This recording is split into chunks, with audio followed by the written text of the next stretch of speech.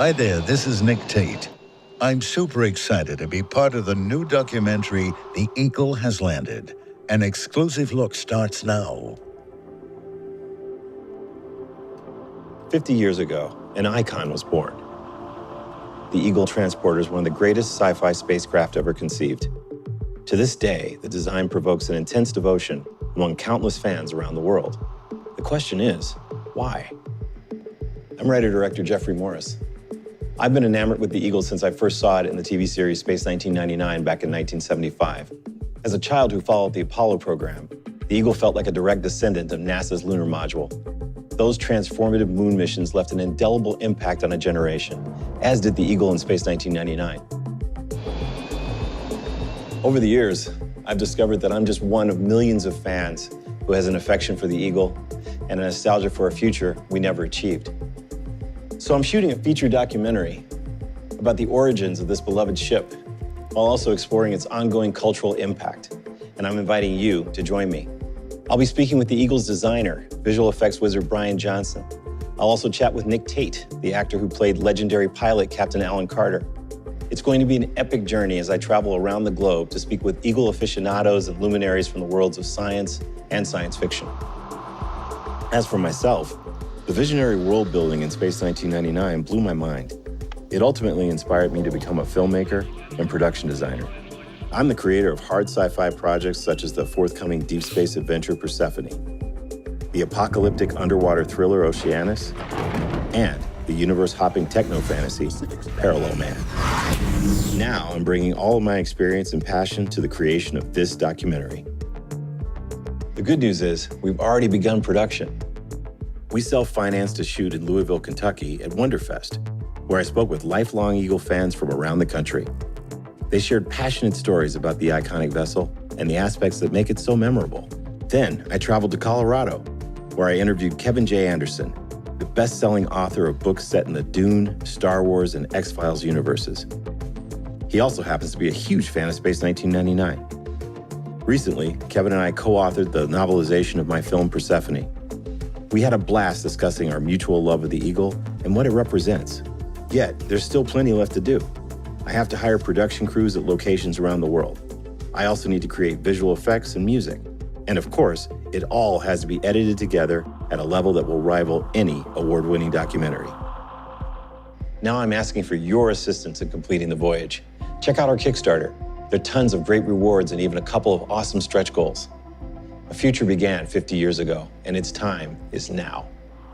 Become a supporter of The Eagle Has Landed.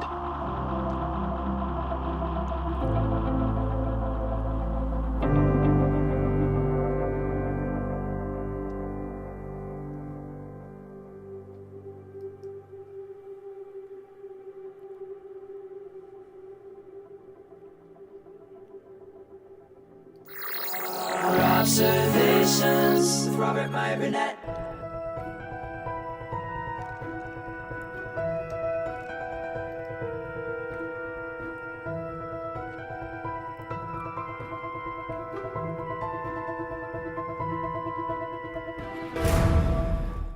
Well, greetings, imagination connoisseurs. Once again, it is I, your Duke of Dope Discourse, your master of fun and wonder, your viceroy of verisimilitude, your sommelier of sci-fi and cinema, your evangelist of the imagination, and, of course, the as-yet still undefined existential Mr. Rogers. That's right, me, Robert Meyer Burnett, and I'm Rob casting at you from this, the Rob Observatory. You imagination connoisseurs, you members of this, the Post-Geek Singularity community. This is Robservations episode number 891. So y'all know that your favorite German, my favorite German, everyone's favorite German, Dieter Bastian, and myself, we do our show, Let's Get Physical Media. I know I just cracked all your screens. Every Sunday at 11 a.m. Pacific, Daylight, or Standard Time, depending on, where we are. We're heading into Standard Time again. Can't believe Daylight Saving Time is almost over, but it is, because that's where we're at. Well, I have to tell you, this is now my 43rd year of collecting physical media. As many people who've watched this channel for any length of time know, The very first piece of physical media I ever owned was the Meta, before it became Media, the Meta tape of John Carpenter's Halloween. It was one of the things my parents gave me for my bar mitzvah. By the way, here's little Bobby B and his sister Susie. I'm, of course, the one on the right. This is me. At 13 years old, I'm a man in this picture. Can you believe that? I'm a man. Yes, I'm a man. Right? Because, you know, when you have a bar mitzvah, you're a man. So imagine this kid getting his first piece of physical media. This is how old I was. This is in May of 1980. And I used to hang out at what was generally considered to be the second video store in the United States, Video Space. It was part of Magnolia Hi-Fi. It was a sliver out of Magnolia Hi-Fi. And at the time, I think the only studios that you could get movies from were Fox, because Andre Blay had licensed 50 Fox titles.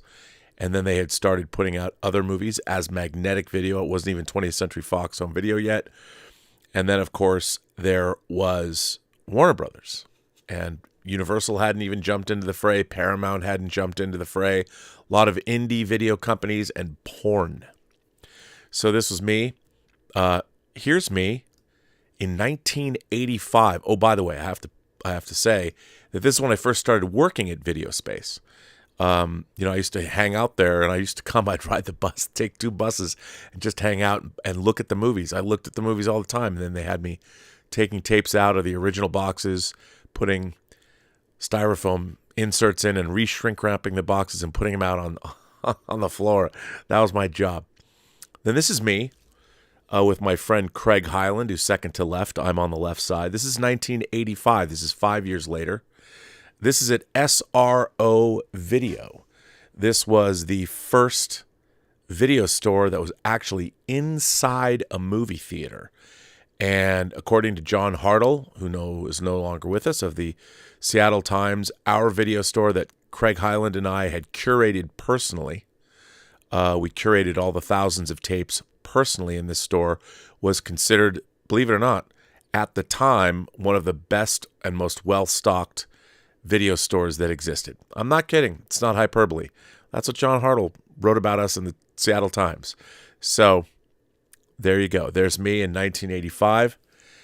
Here I am in 1987 on the cover of the Seattle Times calendar section on a Sunday.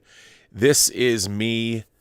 I had moved over from videotapes at this point to Laserdiscs exclusively. That's all I was buying. And I was Laser Bob at Seattle's Silver Platters. And this is, again, 87. I left there in 88. I worked in home video from 80 to 88. There was no Blockbuster. It was mom and pop stores, and then there was local chains, but there was no national chain. I don't know when Blockbuster started. Maybe they had started to come in around that time, but I don't remember them. I was tuned out with videotapes anyway. I didn't even rent anything. I was Laserdisc only. And I was called Laser Bob by my customers at Silver Platters. I mean, my name tag said Bob, but people called me Laser Bob. And I wrote a column for the Silver Platters newsletter called The Laser Visions of Laser Bob, where I tried to educate people on letterboxing and things like that. Now, here is me with Roger Lay Jr. and a number of our team, Holly Amos, at the 2012 Saturn Awards, where Star Trek The Next Generation, the restored Blu-rays, won the Saturn Award for, I think it was Best Home Video Release, which we did all the special features for. And this was 13 years into my special features career. I began in 1999, worked on things like X-Men and Lord of the Rings and Chronicles of Narnia, and we did all the special features for Star Trek The Next Generation. So now, in 2023, again, I started working at a video retailer, Video Space, founded by Weston Nishimura, who founded the VSDA in 1980. Thank you to Bud Warner and Steve. which was they were great. They gave a little kid a job and showed me a lot of inappropriate movies I was too young to see. Steve Pitcher and Bud Warner. Thank you, guys. Thank you also for giving me a movie education. But they drew the line at Solo. They wouldn't show me Pasolini's Solo, even though they both had bootleg copies. They wouldn't show a 13-year-old kid Solo. Come on, guys. I had to wait until it came to the Neptune Theater, and a bunch of my friends in high school, we went and saw Solo, which now, I can get on disc. You can get that movie. You can get anything you want on disc now. But so home video fueled my interest in cinema from 1980 onward. I got my first videotape and saw The Empire Strikes Back in the same week. But to be fair, I had been watching videotapes. As a matter of fact, the first videotape I ever watched regularly was in 1978. It was a bootleg VHS cassette, or maybe it was beta. Maybe it's beta. Jimmy Fiddler, my friend Jimmy Fiddler, his father, they were wealthy. His father had acquired a bootleg videotape of Star Wars, and Star Wars wasn't even available as a rental tape until 1981. So this was a big deal.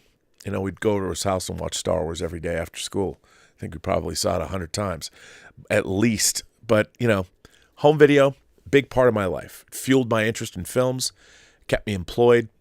The last home video special feature I produced, or special features I produced, was, in fact, The Hills Run Red, a horror movie that I actually produced and developed that Dave Parker directed. But Dave Parker and I, right when the pandemic broke out, Dave Parker and I did all the special features for The Hills Run Red, our film that Scream Factory put out. You can get the Blu-ray from them. It's maybe the most self-indulgent Blu-ray special features collection ever produced. But check it out. So 43 years. That was it came out in June of 2020. That was the last disc I worked on. So I worked on special features for 21 years. Physical media is near and dear to my heart. Buying movies, owning movies has been a part of my life for 43 years. 43 years. And I, as a collector, whether it was books, action figures, model kits, I was talking to my friend Dave Scow, who wrote The Crow. He wrote The Crow. This is my hot toy of Eric Draven. He wrote The Crow, and I was talking to him. I actually met him in 1989 when he had written Leatherface, The Texas Chainsaw Massacre 3, the first movie I ever worked on. And I was talking to him this past week. I'm still friends with him since 1989. He even came to work for me on Chronicles of Narnia, worked on the home video version. And then he wrote The Hills Run Red. But he made an interesting point. He said that we were a different bunch. We of that age that grew up as collectors. He didn't call us collectors. He called us curators. And I know what he meant by that. We were sort of curating, and we were filling our heads with knowledge about all of these things. And we weren't just casually watching movies. We were becoming cineasts. We were becoming very professorial in our knowledge. We were watching everything. One movie led to another. We were studying films. We were buying film books. We were reading religiously every issue of Starlog and Fangoria and American Cinematographer and Cinefantastique or whatever the hell else was coming out. We read it all, and we had to know it all. And we were watching film. It wasn't just that film was entertainment. It was, but it also was very cultural, and it fueled our interests in basically the great art form of the 20th century, which was film. And we couldn't know enough, and that's what movies did. You would buy a movie so you could watch it over and over again, not necessarily as entertainment or escapism. It certainly was that, but it was also to study, and then there were movies back in the day you couldn't get. You couldn't get like Dario Argento movies. You couldn't get Italian horror. Where was Lucio Fulci's The Beyond? I mean, it came out in the theaters, Seven Doors of Death, but it was cut. They didn't think American audiences could handle Italian horror cinema or sci-fi cinema. And they're probably right, because it was, after all, a little Baroque for our tastes. But still, you'd have to watch it. You'd have to know about it. And that's what owning movies. Now, here's the funny thing that people forget. Now, the idea that you couldn't just watch a movie and stream it whenever you wanted is what? Well, when I first, back in the old days when I had to walk 30 miles through the snow to get to school. I never had to do that. But you couldn't get a movie. You couldn't just watch a movie. At the same time, the first thing that as soon as I got my VCR, that was my big bar mitzvah present from my grandfather, was an RCA VFT 625. The VFT 650 I got later. The 625 piano key buttons. I was the first person on my block to have a video recorder, and I had kids come into our school, our house every day after school, and I was showing them R-rated movies. It was great. At 13, my mom would get irate calls from girls' parents. Guys' parents never called, but girls' parents said, "Your son showed my daughter Animal House. There's nudity and sexuality in that movie." My mom would just be like, whatever. Didn't care. My mom was just like, she's happy I was watching movies and had kids over in the house watching movies instead of doing other things. Those other things happen later. But anyway, so having movies was a big deal. And you like to see Wizard of Oz, you had to wait. They would show it once a year on CBS. That was it. And if you wanted to see a James Bond movie, you had to watch it on the ABC Sunday Night Movie, or sometimes Friday nights. Tonight, Ernie Anderson, Paul Thomas Anderson's father, was the announcer. Tonight on the ABC Sunday Night Movie, Sean Connery. And you have to beg. I'd have to beg because, the movies were shown in 3-hour blocks when my bedtime was like 10. And they'd start at 8, or they'd start later, 9, they'd go to 11. So it was a bummer. But anyway, long story short, I collected movies for 43 years. And the dream was that one day you would be able to recreate the theatrical experience in your house. That somehow the equipment and the quality would exist. Well, here we are in 2023. It's here. It's absolutely here. The quality, if you want to get a 4K disc and set up a home theater with a great projection system, you want to spend, say $100,000, you can have basically a movie theater quality experience in your house. I know people who've spent a lot more than $100,000, and you really, truly can. It's not the same because you don't sit with a room full of strangers, but I know it's your house, so you probably don't want to do that anyway, but you know what I mean. And we now have the greatest physical media ever. Now, here's the thing. Physical media is only as good as the people that turn it into physical media. So obviously now we have a lot of films that are shot. They're digitally captured. But for me, my favorites are seeing great photochemically captured films that were shot on film, transferred properly with an old school color grader that really knows what they're doing. And if you have a 4K transfer, there's nothing better. Watching Apocalypse Now in 4K in Dolby Atmos, or Blade Runner, well, 2049 is probably digitally captured, I think. But watching anything on 4K with a great sound system and a great screen, it's amazing. And what it allowed me to do, the curators, the generation of curators, and even younger generations of people that are collecting movies, it turned you all of us were film students. The whole point of buying a movie is it presupposes you're going to watch it more than once. And one of the great things about it started with Laserdiscs back in '84 with Criterion. And then it started up again more in earnest with DVDs, and then moved over to Blu-rays. Now on 4K, we barely get any special features anymore, but special features, which began by Criterion first adding audio commentary and photo essays and things all the way back to their first 2 releases of King Kong and Citizen Kane back in '84. Big deal. It just fueled the fire of being a curator, being a cineast, all of that. And even that's been going away, promo stuff. But if you have real auteurs, I was happy to be one in a small way for a while, but people like Charlie de Lauzirika or people like Laurent Bozera or people like that. Wow, as I'm looking at this, I'm looking at my stream shows that it just died. Hopefully it came back and you actually are going to see this as opposed to it's just a weird thing. But anyway, It's a big deal. But those days are ending. The days of curation, the days of owning movies. I mean, you'll still be able to own movies for a while, but the manufacture of machines, I would say that I read once that the Xbox X and the PlayStation 5 probably extended the life of physical media to 2030, hopefully. But I wanted to read some articles. What a surprise, right? So the first article I wanted to read was from Sound and Vision. Sound and Vision, and Scott Wilkinson wrote this on January 28th, 2011. That's right. 2011. I think I've read this before on a stream long ago, but I'm going to read it now. And this comes to us again from Sound and Vision. And it's crazy. Is this the end, or is the end of physical media inevitable? Scott Wilkinson asks. Again, Sound and Vision, January 28th, 2011. Let's see if I can actually make this look better so you can see. I'll just scroll through it and you'll see.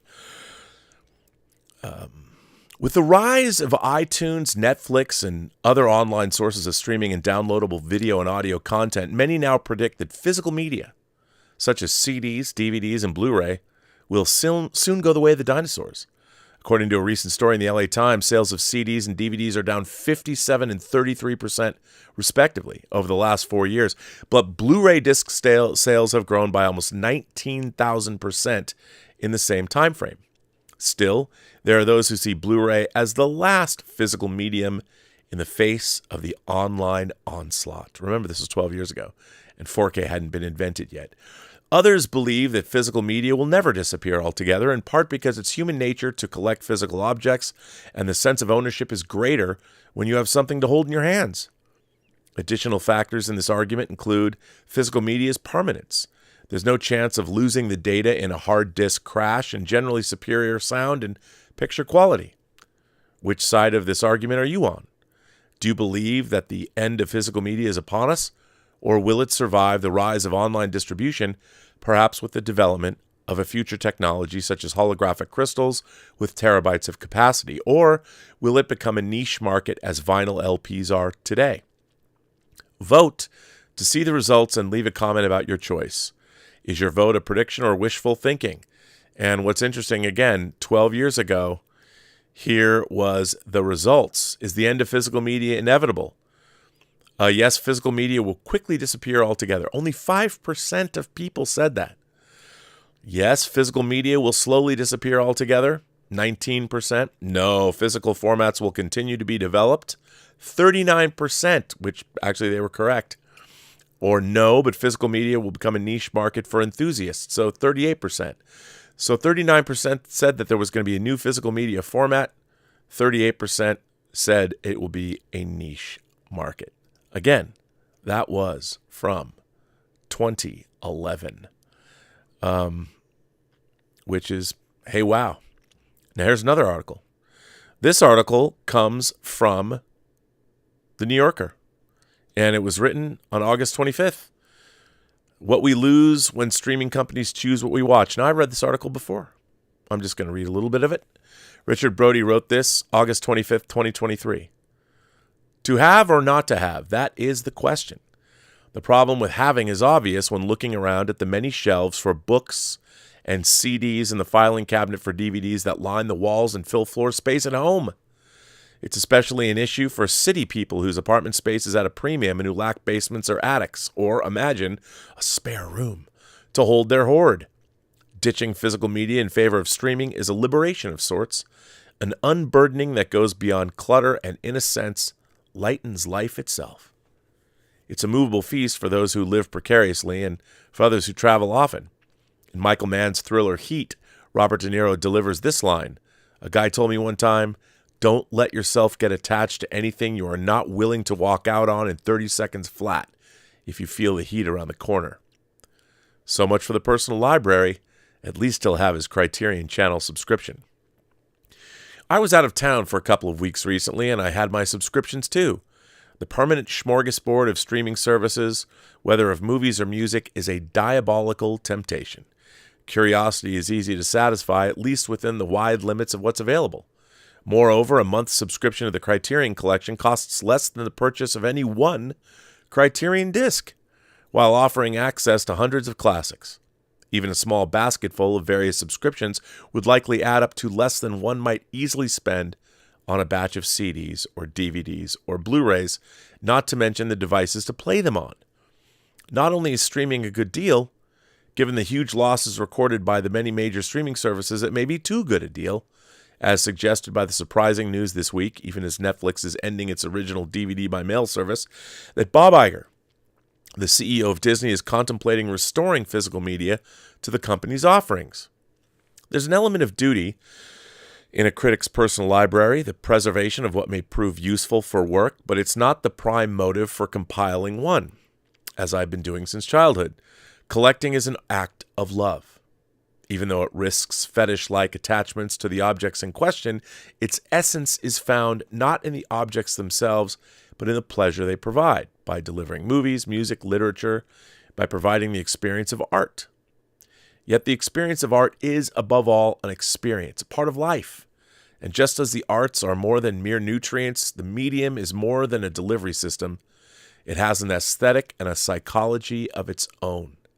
The prime factor of home video is control, and it's the struggle for control between corporate entities and individual viewers that's at play in the shift from physical media to streaming. First, even the most bountiful streaming services give with one hand while taking with the other. For example, the Criterion Channel, the gold standard of cinephiliac offerings, both announces a new batch of films arriving on the first day of the following month and thoughtfully warns subscribers of what's leaving on the last day of the current one. Among the August 31st farewells is a large batch of Buster Keaton's features and shorts, Martin Scorsese's Mean Streets, Stanley Kwan's intricate docu-fictional biopic Center Stage, and a group of films featuring Marilyn Monroe, including Monkey Business and All About Eve. All About Eve remains one of my favorite movies of all time, and I could actually argue that it has one of my favorite screenplays ever written. If you haven't seen All About Eve, I know. It's 1950, and it was black and white. Best Picture in 1950. If you're interested in the arts or the theater or the Sarah Siddons Society or who Eve Harrington actually is, do yourself a favor. All About Eve is one of my favorite movies of all time. It's one of the most entertaining movies ever written. And everybody's acting their socks off. Fasten your seatbelts. It's going to be a bumpy night. That is some Academy Award-winning dialogue right there. Where did those writers go? This is not a knock on any particular service, but it's a reason to be wary of exclusive reliance on all streaming services. There is an implicit permanence to owning a disc. Even obsolete media such as VHS tapes or 78 RPM records can still be played. With streaming, availability is out of one's control, and movie watching becomes an activity conducted under the aegis of Big Brother, however well-meaning. So I know I've read that before, but I wanted to touch on it.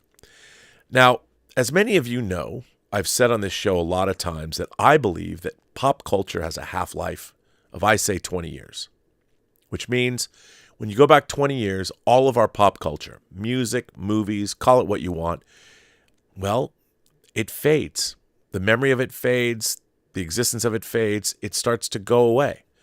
I mean, I'm watching YouTube reaction channels or YouTube reaction videos of movies that are 25 years old because these people have never seen them before. Movies that were gigantic. I watched a delightful reaction video. These four, I guess they're college students, 2 guys and 2 girls. Great reaction video. I really like the way they did it. They just did a new one on Jurassic Park. I watched their reaction video to Independence Day.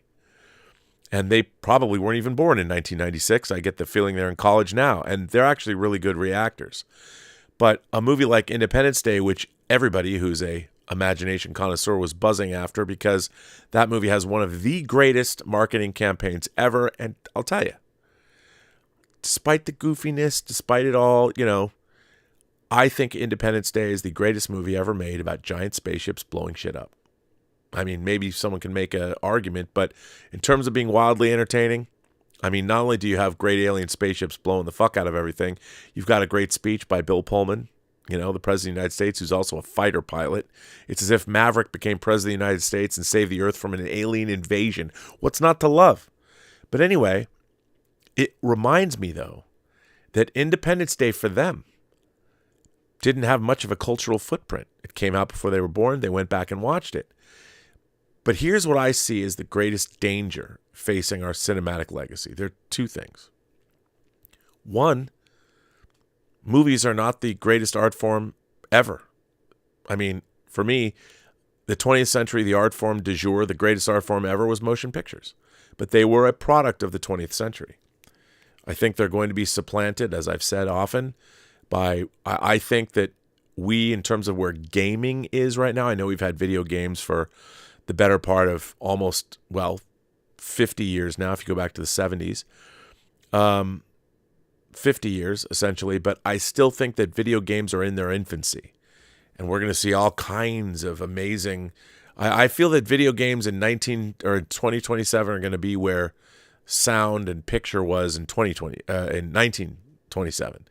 You know, the advent of sound changed everything. Whatever they're going to do with interactivity and AI and deep learning, who knows what they're going to be able to do. But wherever they're going to take it, if we can plug into the old noggin, we're going to have amazing things happening at the end of this decade, technologically speaking. But here's what I worry about. And it's only because I'm a product of the cinema age, and I love movies so much. The thing about physical media, it's apparent to me, I have a lot of movies on physical media you can't watch anywhere. You know, you watch Jeff's channel, Films at Home. He does little TikTok videos. These are not available anymore. You can't get these. They're not on streaming. And it's amazing. Like, I did not know that, say, 28 Days Later, the zombie movie that Danny Boyle directed, you can't find it on streaming, I don't think. Maybe somebody's like, no, Rob, it's on this. Somebody will send it to me. But, hey, I'm just going by one of his videos, one of Jeff's videos I watched the other day. But here's the danger with streaming. Streaming is analytics-based. We have seen HBO or HBO Max, Warner Brothers, shows that they produced, like Westworld, get pulled off their streaming service because they're too expensive. They have to pay too much in residuals or whatever. So it goes away. An HBO series gets taken off HBO. Same thing's happening over at Disney Plus. Movies and programs that were made by a service are yanking them off the service. Star Trek Prodigy. I mean, thank God they're reissuing season 1 if you want to buy it. But Star Trek Prodigy pulled off Paramount Plus. Why? Because it wasn't performing. Well, our entire cinematic legacy is eventually going to be, if it's performance-based, it will be taken off streaming services because pop culture is of the now. It's of the here and of the now. I mean, I know this is going to seem crazy, but even like in 50 years, will people remember Taylor Swift or what tennis shoes she wore to a Kansas City game? I don't know. Will they remember the Eras tour? Probably, because she'll be touring still. But I'm just saying, pop culture is of the day it was made, and our cinematic legacy, you know, it doesn't go back that far. It goes back only really 100 years, a little bit more. You know, if you want to watch From the Earth to the Moon, you can. You can't borrow my Blu-ray, but I have it on Blu-ray, and I'm not going to loan it to you. George Méliès, come on, you're not going to take my. I'll never get it back. But the point is that this art form, cinema, is going to become less and less important as we move into the future. And our legacy, the rich legacy of films throughout the 20th century are going to get watched less. They're going to be watched less and less and less. This is just how the universe works. And people might say, well, Rob, isn't that the case? If people stop watching movies, then what are we going to do with them? But the point is, where are they going to be? Streaming services analytics are driven by how many people watch what's on their streaming services. You know, there's this idea, there's even a book written about it called The Long Tail. And I remember reading an example about how, you know, a product like art, like a movie or a video game or something, you know, it makes all of its money pretty quickly, first months of its release. And then it tapers off pretty quickly, but then it has a long tail. And one of the examples I remember reading, and I think it was in the book, The Long Tail, is that they talked about an electronic jukebox. I mean, now it's different because there's Spotify and you've got endless, places where there's millions of songs, but it said like a jukebox that had 10,000 songs in it connected in a bar or something. It made the point that over the course of a year, every one of those 10,000 songs would get played. That's what the long tail is.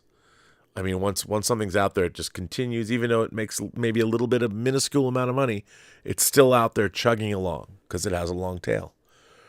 But the thing about movies is, movies aren't like songs. The data required, if you want to store a 4K version of a movie, is a lot bigger than, say, a 3-minute song.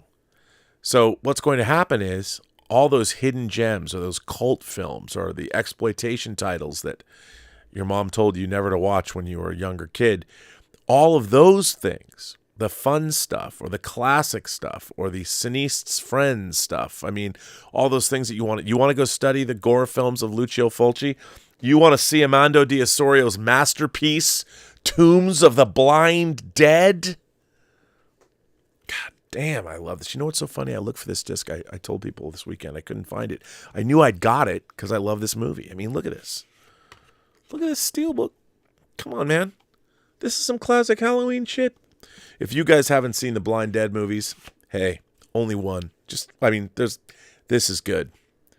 They sacrifice a virgin, they drink her blood. Come on. Gotta love this shit. I know I do. I think it's coming out in 4K too. But this, I couldn't find this disc, and I found it in a box. I was like, wow, cool. With our move, I had it. But the point is, how many of you have even heard of Armando de Osorio, and how many people have ever heard of Tombs of the Blind Dead? Will it ever show up on a TV channel? Maybe Shudder. Maybe you'll run across it late night one day. But Tombs of the Blind Dead, I guarantee you, this movie and Armando de Osorio's entire filmography will slide into obscurity. Because even us curators, we're of a certain age, we're of a certain generation. It's scary. But now, I, as a fan of cinema, believe that physical media is helpful to be around because I can have this and watch it whenever I want. I don't know how many times it's going to be before I kick off this mortal coil, but the fact is, sometimes it's just to know. It's just enough to know that it's there. But the problem is, in our streaming era, how many of these movies are going to disappear forever? I mean, they'll put these up and they'll be, we only had like 87 people watch Tombs of the Blind Dead in the last 5 years. Why are we paying for it? And they're not wrong. I understand. I mean, unless somebody makes I think eventually, maybe everything will wind up someplace because as movies get older, their licensing fees get cheaper and cheaper and cheaper. Fast channels, whatever. I mean, somebody will, maybe one day before I die, I'll get to start RMB's exploitation film channel or something. At the end of the day, how much value is Tombs of the Blind Dead going to have in another 20, 30, 40, 50 years? I mean, really. So that's the real question. I mean, for me, as somebody who collected movies, now we get 4K films. There's not going to be another physical media format that's beyond 4K. There isn't, because 4K is basically 6K, 8K. Is someone going to go in there and retransfer everything? No. And then the big problem is, the problem right now with 4K is Blu-ray took off, as that article said. The reason 4K didn't take off is because you need, of course, everybody got HD TV sets. So Blu-ray was fine. But not everybody has 4K sets. And when you have a 4K set, you also need a 4K player to play 4K discs. Although, now we get things, you can download stuff or watch stuff, stream stuff in 4K. So getting a 4K OLED, TVs are getting bigger and bigger, and you'll have upscaling and all that. I get it. But the real thing that I ask you, how long will Tombs of the Blind Dead be available to see? 10 years? 20 years? And then where's it going to go? On the scrap heap of obscurity? People are like, and once movies aren't streaming and you can't get them on physical, not only that, it's not even just that you can't get them on physical media anymore. It's what are you going to play them on? There's less and less manufacturers even making disc players anymore. I mean, I was looking for a high-end disc player. There's not very many. 3, 4 maybe. And how long is that going to last? As I said, the PlayStation, the Xbox have kept physical media going on. The real danger, though, the thing that bothers me is how in the DVD era and the Blu-ray era, all of these, if I could have watched what Don May did with Suspiria back when I was in 1981, it would have blown my fucking mind seeing that transfer and to see that Suspiria restoration in 4K. Oh my God. I mean, you watch that Suspiria 4K disc, it's the closest thing you'll come to having sex by just watching something on a screen that isn't pornography. I'm telling you, it's so delicious. The transfer of that movie, you just want to walk up to the screen and lick it. But then again, who would, expecting it to taste like, I don't know, whatever candy you want it to taste like. Of course, that would be dumb to do to your screen. It's horrifying, the idea of somebody licking your screen. I mean, what are you, James Woods in Videodrome? But at least you get kissed back in that movie. And by the way, Videodrome, already out from Arrow in 4K. You can watch Debbie Harry ask James Woods to cut her right here. And he notices someone already beat me to it. That's right. Max Wren, Videodrome is dangerous because it has a philosophy. But that's the real threat to me. The real threat is to lose the ability to see these movies. Some would argue they're old-fashioned, or maybe they're too exploitational, they're too offensive, their time is past. I don't know the answer, but all I want to know is that I hope that in 100 years, 13-year-old kids will learn the joys of seeing the most horrifically violent splatter movies they can find. They can watch Frank Henlotter's Basket Case and show it to their friends and laugh. Because I would hate to think that, people wouldn't be able at 13 years old to watch Joe Spinell scalp beautiful women in Maniac, and even blow Tom Savini's head off. I mean, I miss these things, and I was lucky to live in a time where I was able to see them. Shouldn't have been able to, but I'm happy I was able to. And I weep for the future. I weep for kids that aren't going to have that experience. Finding out what Incubus was actually about and going, all right. But, I'm telling you, it'll be sad when we don't have these movies. Now, I have a final article I want to read. Well, first of all, let me see what you guys are saying. You can send a super chat or a tip. The tip link is in the description below. Scott Bartholomew says, I'm embarrassed to admit it, but I have over 300 purchased titles on Vudu. You don't be afraid to admit it, but they can go away at any moment. I got to watch out for that. Our friend Thomas Logan says, tomorrow you wake up in 1983. You have no way to return to 2023. Do I get my years back? Do I get my 40 years back like in Logan's Run, asking for my years back? So do I get to be, would I get to do that? Thomas Logan says, you have no way to return to 2023. What would you set out to do? Would you return to Seattle? Would you buy VHS tapes? Hell no. Now you haven't given the parameters of this. So I'm going to assume that since I have no way to return to 2023, but I have all of the memories, I would go to work at a video store because I would already have the vast knowledge of films that I have. But I would tell you one thing, I wouldn't buy VHS. I wouldn't buy anything at all. You know what I would do? Since if I returned to Seattle, I'd return to Seattle. I'd make the most money I could make, and then I'd go find Bill Gates when he's in his garage, and I'd be like, Mr. Gates, hi, I know you're a little older than me, but I've saved up a bunch of money. Here's $100,000. I want to invest in your new company, Microsoft. Then I'd go buy shares, or I'd go find the guys that started Starbucks, and I'd go find Phil Knight and invest in Nike. And then I would just make as much possible money as I could investing in these companies. And when the 90s rolled around, 95, 96, 97, I just make money. And by the time, I don't know, mid-90s, I'd go and make movies. That's what I would do. It's a good question. Sadhu says, Rob, have you seen The Creator yet? I got D-Box tickets for the weekend. Looks phenomenal for an $80 million budget. I think you and Morris can be Blumhouse for sci-fi. Hey, I'd love to do that. Look, I think what they do with The Creator is really interesting, how they did the reverse of how movies are done.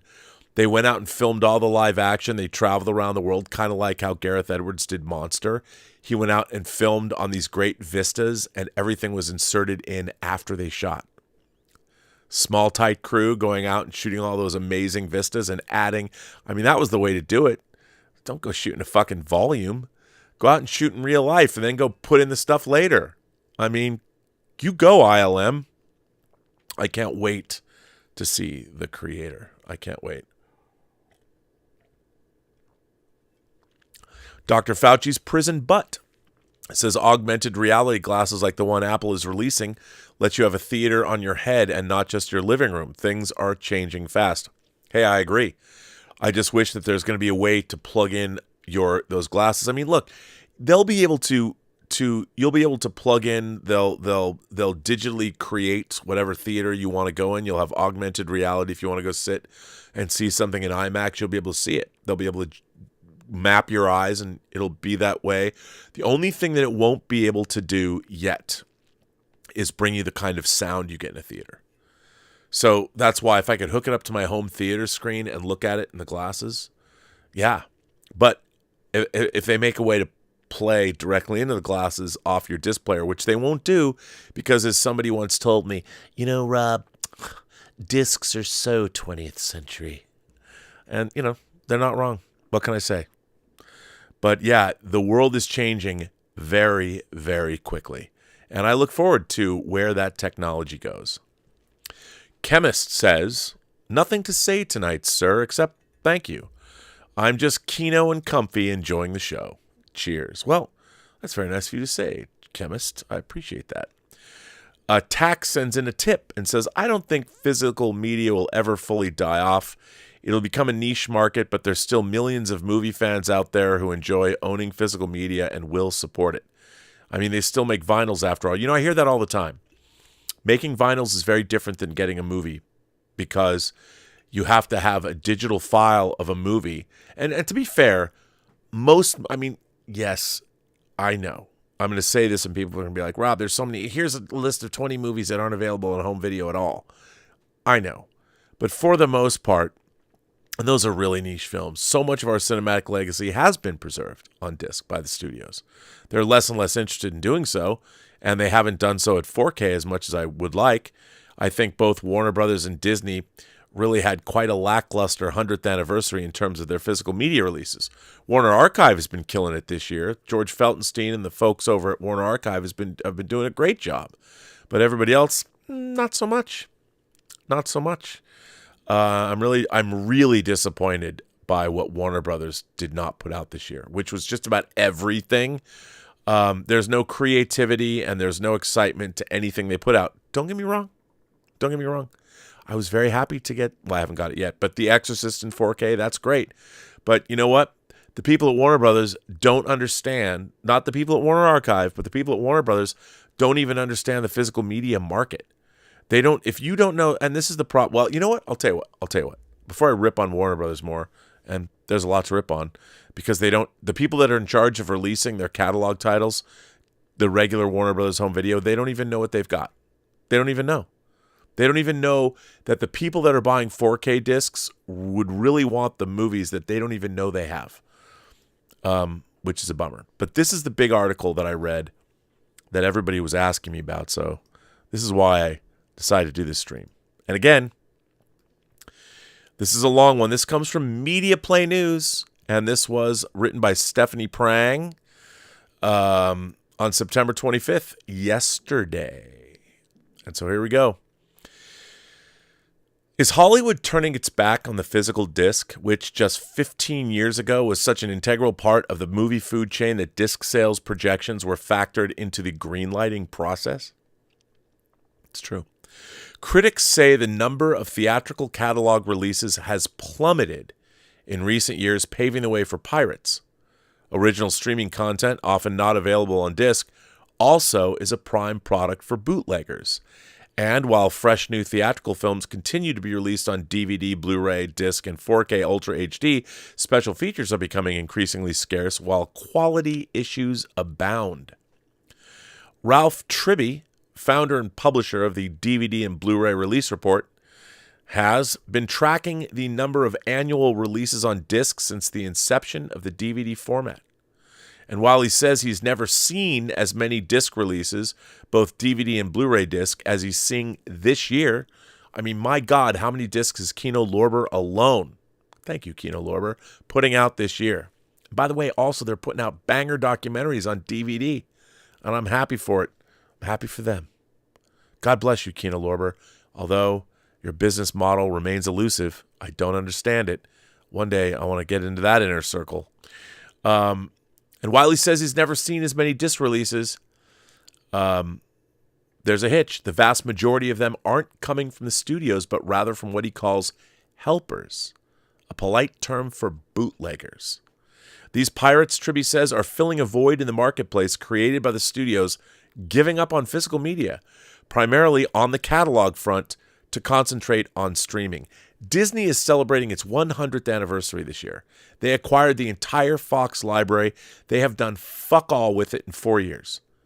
They could have been putting out everything from The French Connection to Patton on 4K disc. I mean, and everything else in between. Hell, man, Zardoz. Give me a little Zardoz action. That's 20th Century Fox. You know how much, or now it's 20th Century Studios. They haven't done anything. It's amazing we're getting Prey on 4K, even though that was a Hulu movie. Thank you to Steve Asbell and everybody involved in making that movie. Good for them, but, you know, where are all those Fox titles? Disney acquires Fox 5 years ago, and they don't put them out on disc? And all we get from Disney to celebrate their, like, here's 100 Blu-ray discs, not with all the special features, in a special box, and we're going to charge $1,500 for it. That's not really servicing the physical media market, not the way we want. The studios have checked out Tribby charges, adding that content owners don't think it's worth the effort and the money to combat the disc pirates. I think they've made a financial decision, he says. Hey, anyone who knows anything about the tuna train, I mean, that's where I got things like Kill Bill, The Whole Bloody Affair, or Dave Pryor's The Empty Man. Why haven't they released The Empty Man? Come on, Fox. Give me a really nice... Dave Pryor. The man, it's his first feature film, and he produced all of David Fincher's discs. All the special features. He made this great horror film, The Empty Man. If you haven't seen it, see it. It's not what you think it is, and it's worth seeing. Where's that disc? Where the fuck is Barbarian? And by the way, could you please, Disney, give both of those titles to Second Sight? Because everything they put out is beautiful. I can't wait to see their version of The Hitcher. The disc they just put out of It Follows and Cronenberg's Crimes of the Future. Chef's Kiss. The boutique labels are killing it. Anyway, the studios have checked out, and it's a decision rooted in the free fall of disc sales and disc revenue over the past decade and a half. Consumer spending on disc sales and rentals in the second quarter of this year came in at just $392.4 million, according to DEG, the Digital Entertainment Group. That's down 26.3% from the second quarter of 2022. That's what it's been like. Physical media has been dropping year after year by about 25% overall. But that means when it drops 25%, whatever's remaining, it drops 25% of the remainder. So it's anyway. Total consumer spending on disc sales and rentals for all of 2022 was pegged by the DEG at just slightly over $2 billion. A far cry from the $24 billion spent on disc sales and rentals in 2006, the peak year for physical media. I mean, think about that. In almost, 17 years, discs went from a $24 billion industry to a $2 billion industry. It's academic. I mean, we might like physical media. People are like, oh, you can take all my physical media, you can pry it out of my cold, dead fingers. I feel that way too, but numbers don't lie. And part of the reason too is the world has changed. Kids have changed. Kids, when I was 13 years old, movies, I was obsessed with movies. You'd run out and you get the movie. I had to see the movies, had to see them. Movies do not have that place. And I grew up as a movie fanatic, and so did all my friends. That love of movies at 13 fueled us all from coming from different parts of the world to Los Angeles to pursue lives in making movies or television. And to a certain extent, everybody I met in LA starting in 88 onward has done that. A lot of my friends have been very perseverant and made it happen. So congratulations to all you guys. I don't know if that will happen ever again. Probably not, because kids today are now going to school to make video games, and I totally understand that. The narratives in video games are very, very legitimate. And, give me a good sandbox game like Ghost of Tsushima. Somebody sent me a link to Metal Gear, I think it's Metal Gear Solid 2. Why Metal Gear Solid 2 is has the most profound moment in all video games, when the AI is finally revealed, and I went and watched that whole thing and became obsessed with it and went down a rabbit hole. Not wrong. I mean, I was, Grand Theft Auto 5. I played all the Grand Theft Autos on the PlayStation 2, 3, and 4. And then when you get to Grand Theft Auto 5, my God, it's 10 years old and people are still playing that shit. Because it's great. But it's just a different world. And I can be mad about it, or I can accept it. Movies do not have the place. They do not hold the place in fascination for anyone the way they did in the 20th century. There's nothing wrong with that. It changes. Everything changes. The world changes. We've got all kinds of different kinds of I don't know if the world's a better place. The thing about movies are like literature. Movies make people contemplative. They become more self-aware. They become more thoughtful. I mean, movies are just like when you read a book.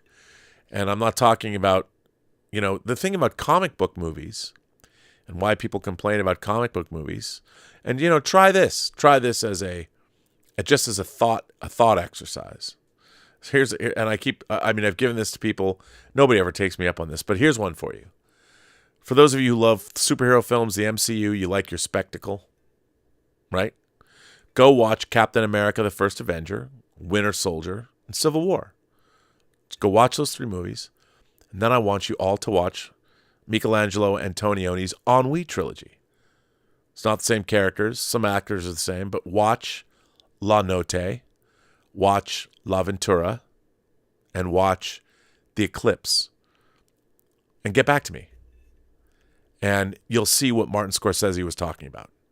Everyone gets mad. He's not saying that superhero movies aren't cinema, but when you watch a trilogy of superhero movies and you go back and you watch Michelangelo Antonioni's Ennui trilogy, you'll understand.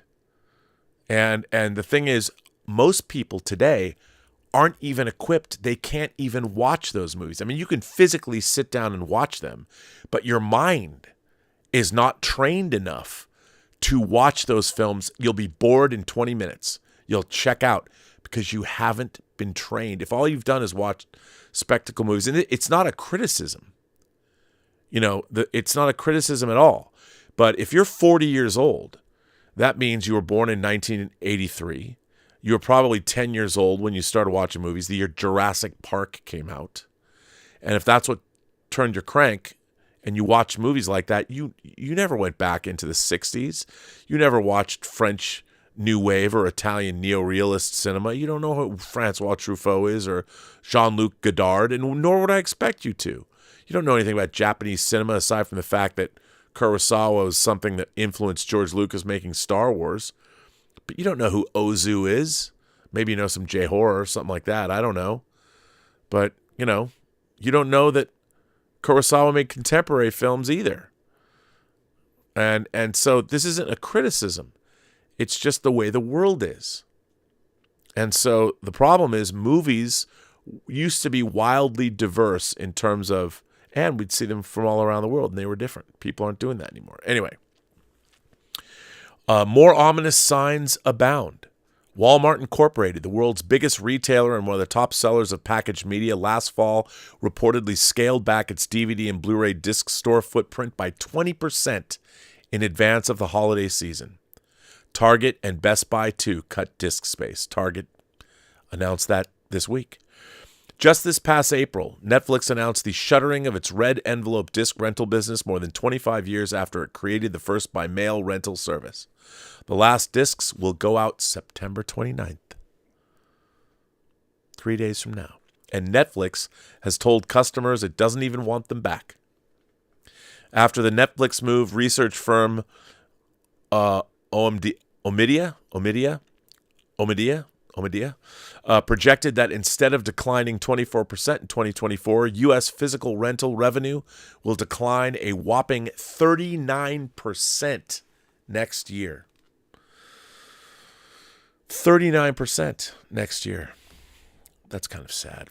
This summer, the news came that the Walt Disney Company is pulling out of disc distribution in Australia, a move insiders attribute to waning retail support, including the loss of a major brick-and-mortar retailer.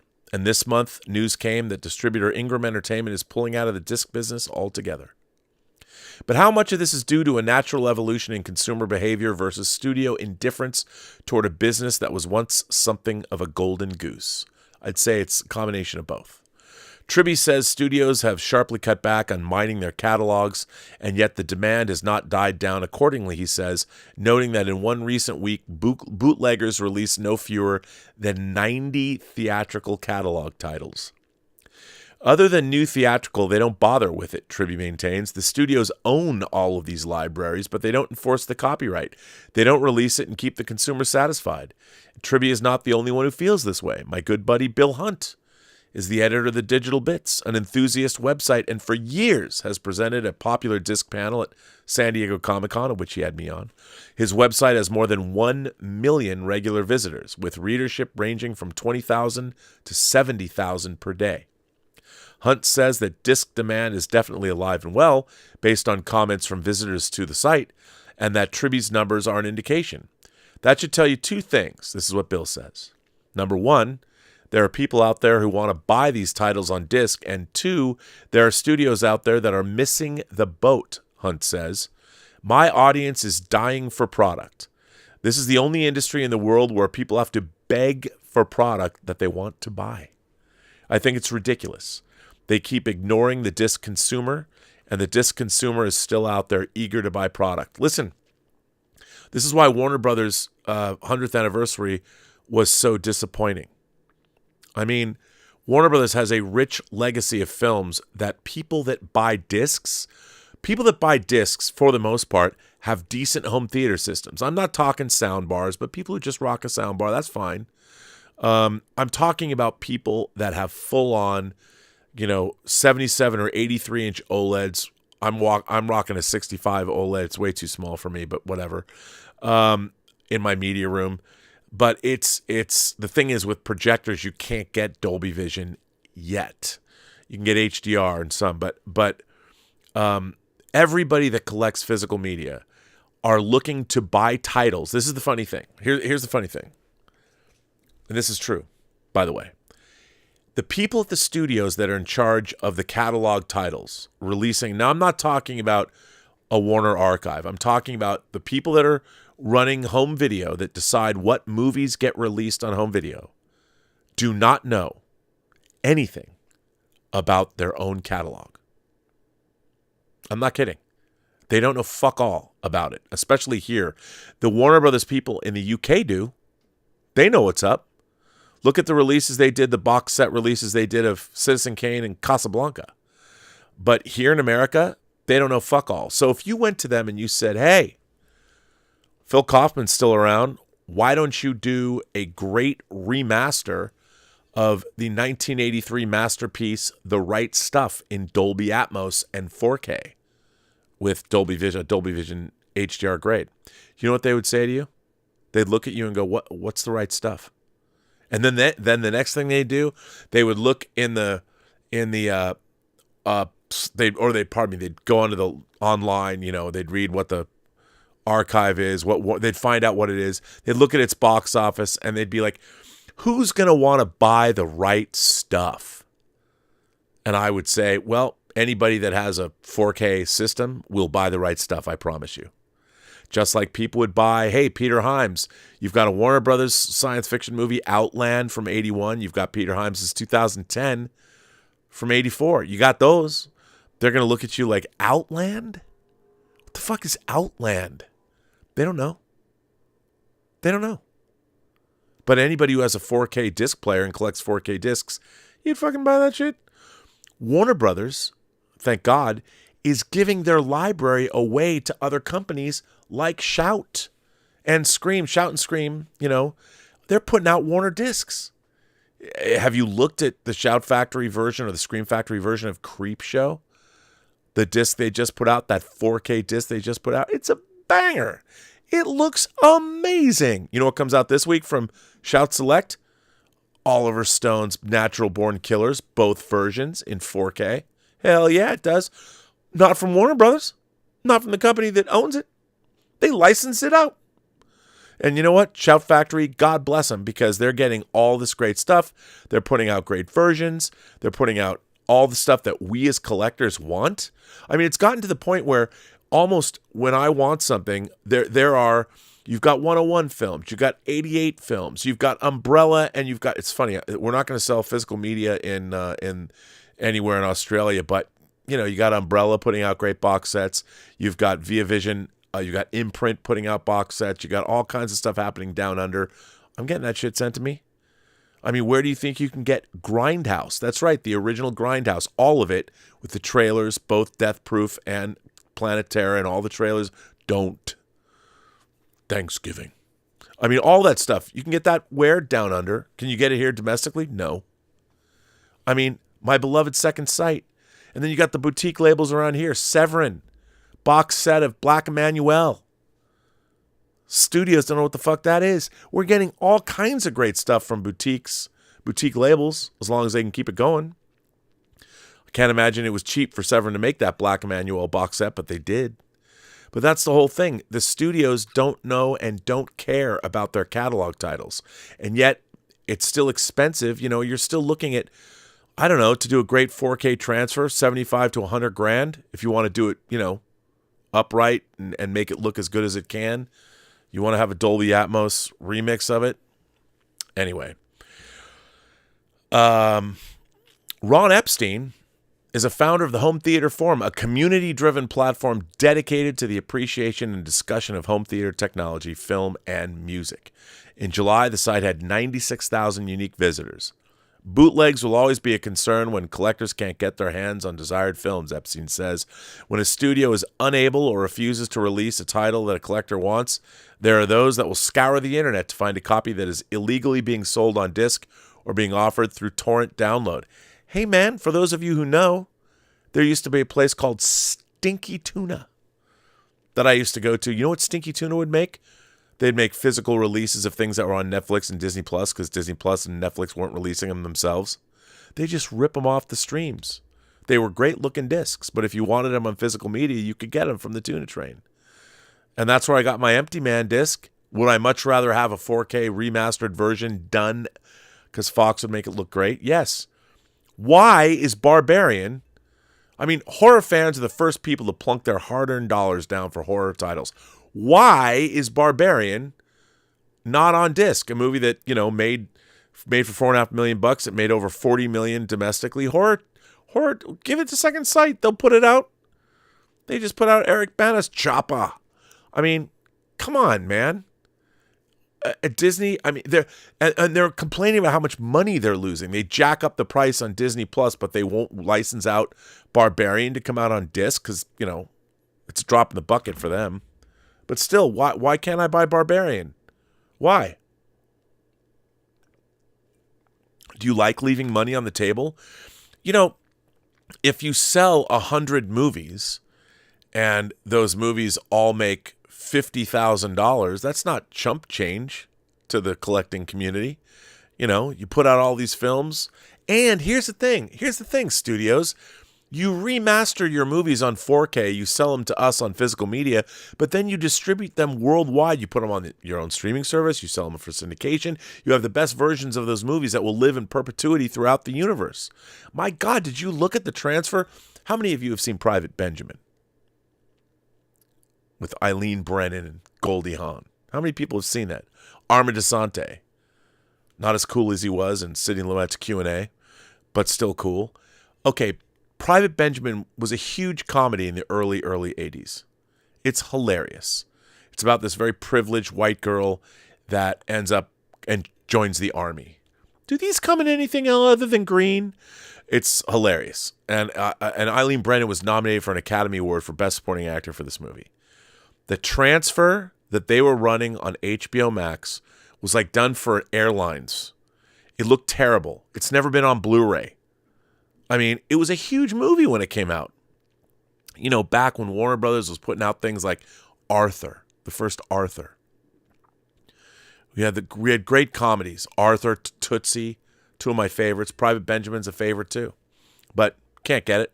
And the transfer they had on HBO Max was embarrassing. The thing is, if studios spent the money and gave us these new 4K transfers of their catalog titles, they sell them, and then they put them out everywhere else they need them. So you're protecting your assets, the films that you don't seem to care about anymore.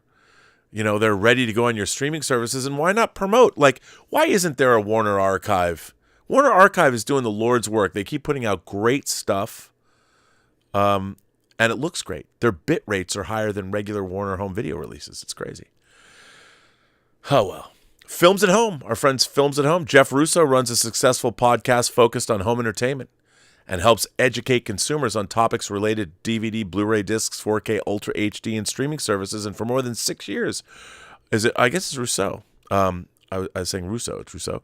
Has built a large community of physical media lovers on social media with more than 225,000 followers across YouTube, TikTok, Instagram, Twitter, and Facebook. He says his mission is to make sure physical media stays alive. Amen. Both as a social media influencer and as a creator for major studios and boutique labels across the world. Consumers want discs, Jeff says, and they are worried about an all-digital future where they will lose access to their favorite movies and shows, Rousseau says. They're also concerned about censorship and studio interference on what is available. Listen, half my movie collection would get canceled if any of the people screaming about their identities even knew those movies existed. I'm telling you, I would get canceled. That's what I worry about. All my favorite exploitation titles, you know, the whole rape revenge cycle. What does that say about me? That I have rape revenge movies in my collection like, hey, have you seen that 4K box set of Thriller, A Cruel Picture? AKA They Call Her One Eye. Or as many people know it, as They Call Her One Eye being the inspiration for Daryl Hannah's character in Kill Bill. But how many people have seen the uncut version from Sweden that has all the hardcore pornography in it, in addition to all the rape revenge stuff? I don't know. I'm kind of being facetious. I'm not a big fan of the rape revenge genre. But you know what? There's still no denying that They Call Her One Eye or Gaspar Noé's Irreversible. Actually, you have to watch Thriller, A Cruel Picture, and Irreversible for a really heartwarming afternoon, let me tell you. But those movies will get taken away. They'll go away. Moral panic will ensue. Somebody will deem them, this movie is offensive. And they'll take it away because, you know, somehow we're allowing a very small, tiny percentage of the population dictate to all of us what is right and what's wrong, and what we can and can't say, and how we should change our language. It's crazy times, but I'll tell you this, movies are in danger. They are. There's a real fight against the idea that corporations don't want us to own anything and that everything requires a monthly subscription or rental fee, Rousseau says. Lots of people still want ownership, and physical media is the way they control this with entertainment. He says he's absolutely seen consumers buying bootleg discs. A lot of them come from eBay, Etsy, or other apps like Mercari or Facebook Marketplace, he says. Many people don't know that they're not legit discs, especially if they're casual collectors or consumers. I've been sent a few on eBay myself, even for widely available movies. For stuff like Barbarian from Disney-owned 20th Century Studios, the smash horror hit from last year that is still without an official physical media release, you may see tens of thousands of bootlegs sold online. License that shit to Second Sight, please. Please give everything to Second Sight. Even if it's already come out, give it to them. Actually, don't. Let them take their time because they do a great job. And Second Sight, to be honest, they put out the greatest single piece of physical media ever released, ever, anywhere, and that was their box set of Dawn of the Dead. I know. Don't take my word for it. Try and buy their big old box set they did. Not the second release, but the big, huge box, that 4K box. Go try and find that sucker online and see how much it'll set you back. Ain't cheap. I bet many people don't even realize they're bootlegs because the production quality seems to be pretty solid. For other things like Disney Plus shows, Netflix exclusive, these things are widely sold as bootleg discs on many sites, and they'll often sell quite a few. It's just money that the studios are throwing away, but people will buy them because they want access and ownership. The illegal activity has become a seemingly necessary evil for a lot of consumers. Hey, man, I had Dragon Slayer, a beautiful Blu-ray of Dragon Slayer. Beautiful. I got it from Stinky Tuna. I did. I got it from Stinky Tuna. Had it for a couple of years. Until, of course, Paramount bequeathed the steelbook of Dragon Slayer on us. And it's beautiful. The Vermithrax Pejorative for the win. 1981. But you know what I still can't get? You know what? Hey, Warner Brothers. It's your 100th anniversary. Where the fuck is Excalibur? Huh? Where's Excalibur? 1981. Remember that? John Borman, everyone loves Excalibur. Should have been remastered, Dolby Atmos soundtrack. Little Wagner for you. Scares the hell. Well, I can't say that. Someone will get pissed at me. But let's go. Let's go. No, we don't get that.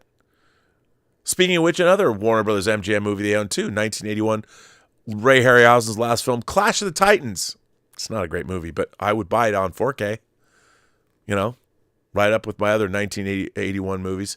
Do you know what was in the theater at the same time in 1981? For Your Eyes Only, Dragon Slayer, Clash of the Titans, and Raiders of the Lost Ark. I saw them all at the Factoria Cinemas. Anyway, Home Theater Forum is a community of film collectors, and as such, our members' primary interest is seeing more films and TV shows released to physical disc, Epstein says. There's a strong desire to see more restorations of classic films brought to 4K Ultra HD and Blu-ray. Hey, I'm not saying the studios are totally letting us down, because they're not. You know, I mean, I'll tell you, Warner Brothers on 4K did release this year things like East of Eden and Rio Bravo, Training Day in 4K. Get that up in there. You know, come on. I mean, there's some great stuff, but they should have released a movie a week to celebrate their 100th anniversary. Better yet, they should have released 100 discs for 100 movies. I mean, Disney's giving us for their 100th anniversary 100 movies in one big box set.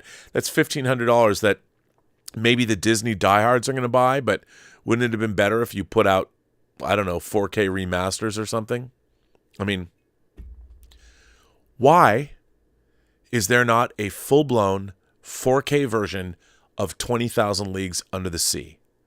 Not only one of the greatest Disney movies ever made, but one of the great fantasy movies ever made. One of the great Jules Verne adaptations ever made. Where is that?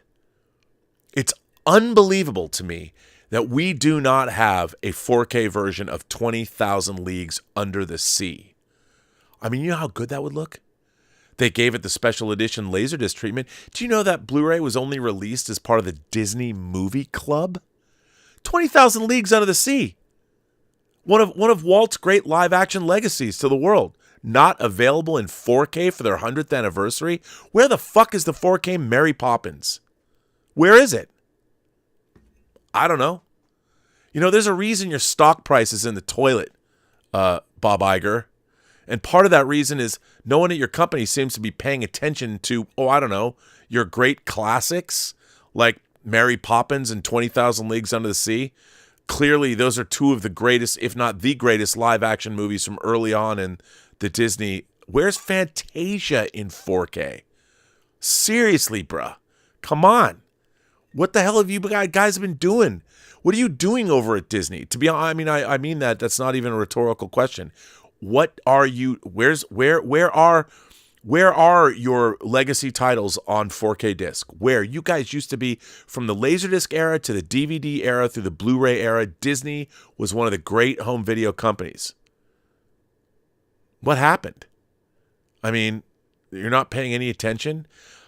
My God, where is a gorgeous 4? And by the way, you know, if you made some legacy features and shot them at 4K or 2K, you would have free footage or free stuff to put up on Disney Plus. Where's, by the way, you know, I know it was done in standard def, but I did make you guys an 88-minute long documentary on the making of Tron. Could you just upscale it and put it up on Disney Plus in front of Tron? Oh, by the way, where's that 4K disc? Tron and Tron Legacy 4K? Huh? Or Hollywood Pictures. Where's Blood In, Blood Out? Where is it? It's not even on Blu-ray. You're Not My Carnal. Laonda. Come on. Milkweed. Where are you? Not existent. That's where you are. Fucking terrible. Even though the 4K Ultra HD disc with HDR is the top home viewing product in terms of quality, besting that of streaming, disc releases increasingly disappoint as studios don't offer top-tier product. 4K should be the superior product, and in some cases, it's not, Bill Hunt says. Consumers on his site complain that transfers aren't up to snuff, extras are meager or non-existent, and packaging is increasingly subpar. All you have to do is take a look at what Warner UK did with their Exorcist box set compared to what they did here. Look at the cover. The people at Warner Brothers, go look up the domestic cover of The Exorcist. You'll look at that and go, what the fuck? One of the most iconic images is Father Merrin getting out of the car, backlit. It took Owen Roisman 2 days to light that shot. 2 days! And what do we get on the cover? I mean, Warner Brothers, my God, I don't know who's working over there, but between the Poltergeist debacle, your Lost Boys cover, the Exorcist cover, is anybody paying any attention? No. You know why? Because they don't know what they're doing. Kills me. There have been a lot of complaints lately about the lack of features, Bill says. The one thing Blu-ray and DVD always did well was pack discs with features. Now we are getting big-name movies like Evil Dead Rise that don't have any features at all. There's also, well, to be fair, Evil Dead Rise was made for streaming, so they didn't figure they ever needed special features. There's also always a discussion about new remasters. Sometimes they can negatively affect the movie experience. Terminator 2 on 4K is a great example, where many people, myself included, hated the way it looked. There are always questions about whether or not it is worth the money to rebuy a movie on 4K that you already own on Blu-ray. By the way, the answer to that should be, it should always be the case, but sometimes it's not. And then you get these idiots that don't know what the color grading on the movie is supposed to be. I mean, God bless Studio Canal. I mean, I love you guys, but come on, how much blue and teal can one man take in his life, especially on Basic Instinct? Come on, man. Really? Really? Anyway, the packaging is also a major concern for enthusiasts who want to show off their collection. Packaging is huge, says Rousseau. It's all about shelf appeal. People collect to share their collections with others, and cool artwork and packaging is important. The worst packaging is something basic or boring, or something that tries to change the look and feel of the film. Epstein agrees packaging is a huge concern, and more importantly, artwork that is being used on it, he says. Original movie poster artwork is always desired by collectors, and I think we've run into a situation where that original artwork has been used repeatedly through many prior home video releases dating back to VHS, Betamax, and Laserdiscs. And for that reason, the studios come up with new artwork that often looks like something that was badly put together in Photoshop. Using original movie posters or production artwork on the packaging is also of the utmost importance to collectors. It's true. But that's because the people that are designing this stuff, they don't have any sense of design. They didn't learn it. Got to go to my friend Scott Saslow. Have him design it for you. I mean, he's doing stuff for Arrow. He's killing it. Go get him. Studio executives are reticent to talk about the disc business, but their parent media companies are increasingly downplaying the segment. In recent financial reports, physical disc sales are often either absent or relegated to other line item status. Yet, all is not lost. Enthusiasm is high with such studios as Warner Brothers and Sony, who are continually bringing stunning restorations of catalog material to both formats, Epstein says. That is true, but not enough. Not enough.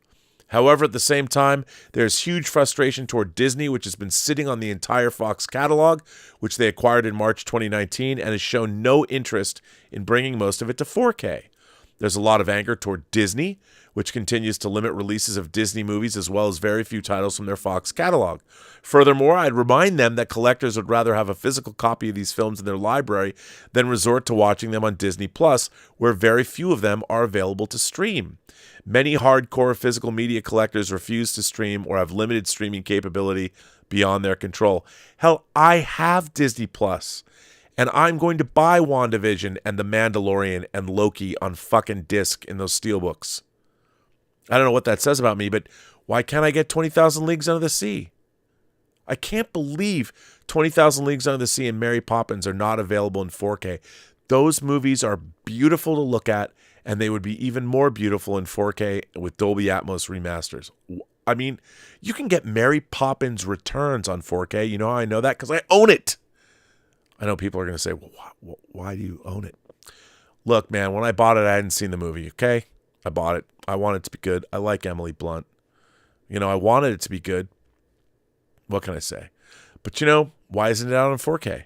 Why? I don't know. I have no idea. Frustrating. Recently, Disney has started to do a much better job on their 4K titles, maintains the Digital Bits Hunt. Both Avatar and Avatar The Way of Water are fantastic. That is true. But that's because it's James Cameron. More extras, uncompromised Atmos audio, less compression because they're using UHD 100 discs. The recent Cinderella 4K disc is nice, featuring a lovely film transfer that leaves its grain structure intact, unlike many of the recent Disney animated Blu-ray discs and 4K titles. Same with the Nightmare Before Christmas 4K disc. The Guardians of the Galaxy 4K 3D has a great Atmos mix. Yes, but I had to go to Japan to get the 3D version. Thank you, because they released a version with everything in it. And to be fair, Disney, that Nightmare Before Christmas disc is unreal in 4K. Unreal. Why can't I have 20,000 Leagues Under the Sea like that? I mean, come on. So anyway, Paramount 2 gets high praise from Bill Hunt. Paramount's been doing a lot of stuff with their physical media, says Hunt. They're also diving deep into their catalog. I'm blown away by how much Paramount's doing. I, too, have been loving what Paramount's been doing, but I don't understand how many Paramount titles they've scooched over to Kino Lorber. And by the way, happy to have him. And yeah, I'm going to admit, I have Sylvester Stallone's sequel to Saturday Night Fever, Staying Alive. Kino Lorber sent it to me. It's great. Watch it on 4K. But why is it coming out from Kino Lorber? Indecent Proposal. Adrian Lyne's Indecent Proposal. Remember that? Robert Redford gives Woody Harrelson and Demi Moore $1 million if he can sleep with Demi Moore. Remember that movie?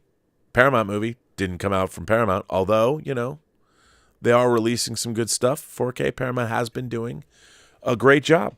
They have been doing a great job. I mean, they put out great catalog titles, too. They put out Almost Famous in 4K, and they did the long version. They put out Hunt for Red October, beautiful 4K steelbook. That disc rules.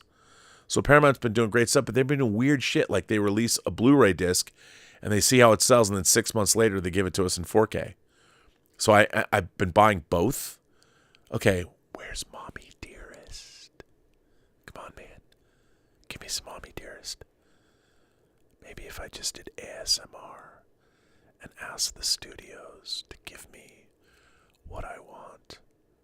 Hey, Bob Iger, what will it take for you to give me 20,000 Leagues Under the Sea in 4K? Give me a little Mary Poppins superfragilalisticexpialidocious in 4K. Humdiddle-humdiddle-eye. Oh, come on, Bob. Anyway, maybe. Do you think that worked? Did it? I don't know. I mean, I'll keep talking like this if you want me to. But I won't. I hope you found that funny and not. Oh, was that creepy as fuck? I don't know. Mic Drop says, of course, Fantasia is not on 4K. How can Fantasia not be on 4K? By the way, I'll freely admit, I bought Song of the South off the Tuna Train. I bought it. I have it on Blu-ray. I mean, remember, for those folks who are keeping track at home, do you know the last time Song of the South was theatrically reissued was in 1986? That's right. I had the Japanese Laserdisc of Song of the South. You know? And I admit it. I bought it. I grew up with Uncle Remus, Brer Rabbit. Had to buy it. I know they're never going to put it out, but I understand. I get it. Bob Bucci, president of Worldwide Home Media at Paramount, sees the inherent value in physical media. In an increasingly digital world, there's something very satisfying about holding a physical product in your hand and displaying it as part of a collection, he says. A lot of time and creativity goes into developing special packaging and bonus content for physical media to deliver something tangible that celebrates the film contained inside and that enhances the experience for fans. It's akin to wearing a concert t-shirt or a baseball cap from your favorite movie. For avid movie lovers, owning physical copies of their favorite films is an expression of their tastes, like hanging a print of your favorite art on the wall. And of course, many cinephiles prefer discs because they deliver consistently high video and audio quality with the added benefit of permanent ownership.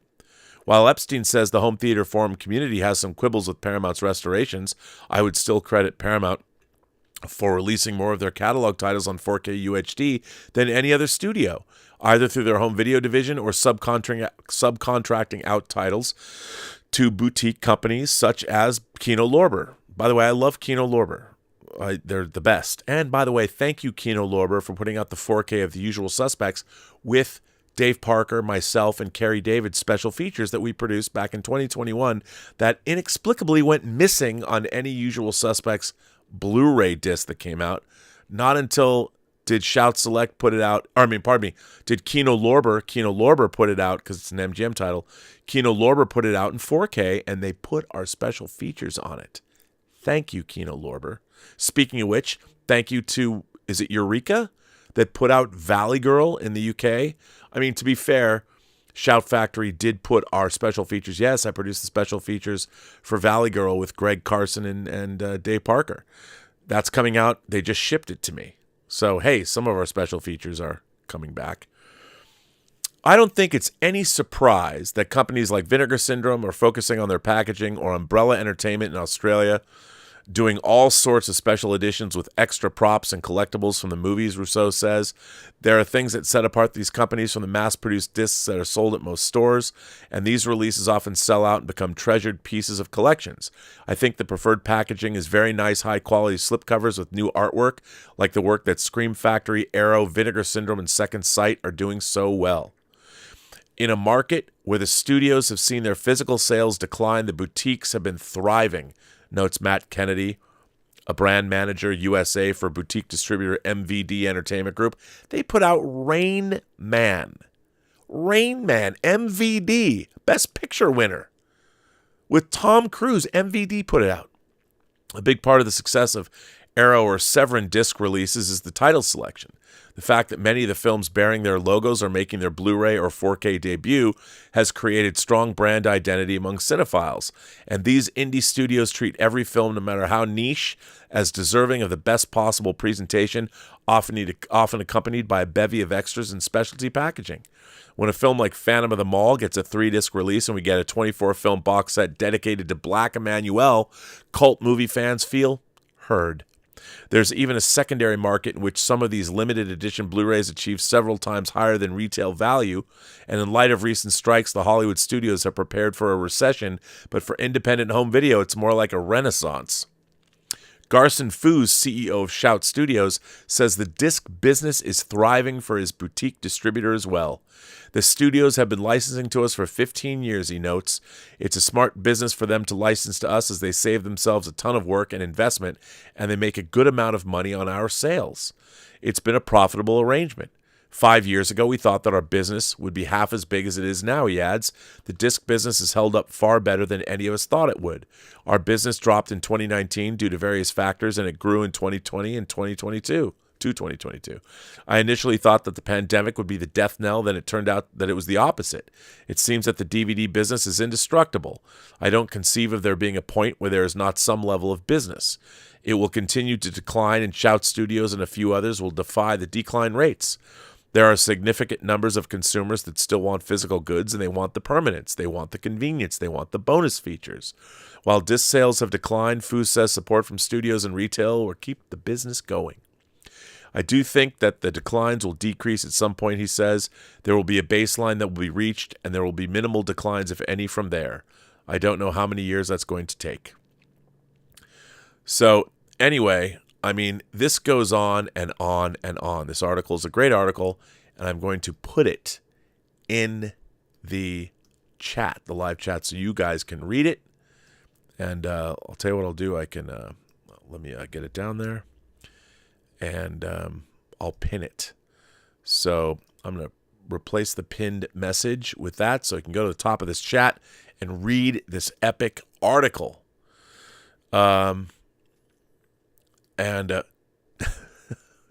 Anyway, let's see where I'm at now. Let me go back to. There's a lot of you guys are. There's a lot of things. Here we go. Scott Bartholomew says thoughts on the Corpse Grinders, 1971. It's not that good. I used to own that on VHS. It's not that great. It's fun. It's really hard. Like, I remember seeing the Jerry Gross movies like I Drink Your Blood, which at the time, watching it when I was 13, I'm like, I'm not supposed to see this. Going back now, to be fair, a lot of these movies are a little rough, even though I keep buying them because I figure I should have them in my collection. I used to buy all this stuff because I didn't want to let somebody down if they wanted to see it. But now as my old age is creeping in, I'm like, do I really need, like, the Corpse Grinders would be one. Do I really need the Corpse Grinders, or do I really need Pieces? You don't have to go to Texas for a chainsaw massacre. Do I? I don't know. Thomas Logan says, you'd be the age you are now during Octopussy. I went and saw Octopussy my last day of school, or the last Friday. I saw Octopussy at the UA 150. As a 16-year-old R&B exists in Seattle, would you befriend him? What do you say to him upon meeting him? Oh. If I went back and met myself in 1983, I'd tell him who he shouldn't date, first of all. And then I would also probably be great friends with him, and we'd go to movies together and go get comics and all kinds of stuff like that. Sonny Dominguez sends in a tip, and Sonny says kids are buying VHS tapes at $5 to $20 a piece, which means the desire to have collections will always exist. Some just like it for the decor. Others watch it on a tube TV. It's nice to see kids that seek that experience out. What do you think? Here's the thing. VHS is terrible. I understand people collect the boxes and they want the experience, and there's things on VHS that have never been released on any other format. But NTSC video is terrible. It's so bad. It's so bad, and VHS was the worst offender. I understand people want it, but I'd much rather have kids buying. I mean, there's a 4K Reddit forum, and there's all these young kids going, I just started my collection, and they're all excited. I'm glad they're trading and they're talking, and it's great. I love seeing that. It just makes everything better. I'd much rather have kids watching Blu-rays and 4Ks and seeing these movies the way they're meant to be seen. I mean, I was a snob when I was a kid. VHS tape was all that we had, but there's a reason why it died out. I hated VHS because every time I had a huge VHS tape collection. Huge. I had hundreds and hundreds and hundreds of movies on VHS, and every time I watched it, there was a new dropout somewhere. Drove me crazy. I hated it. Ryan says, I trashed all my physical music years ago, bought digital copies through the now defunct Google Music. When they switched to YouTube Music, none of my purchases transferred, and I lost all my music. Yeah, that's another thing. I didn't even get into that. That's insane. Just, get a Plex or something and put it all there.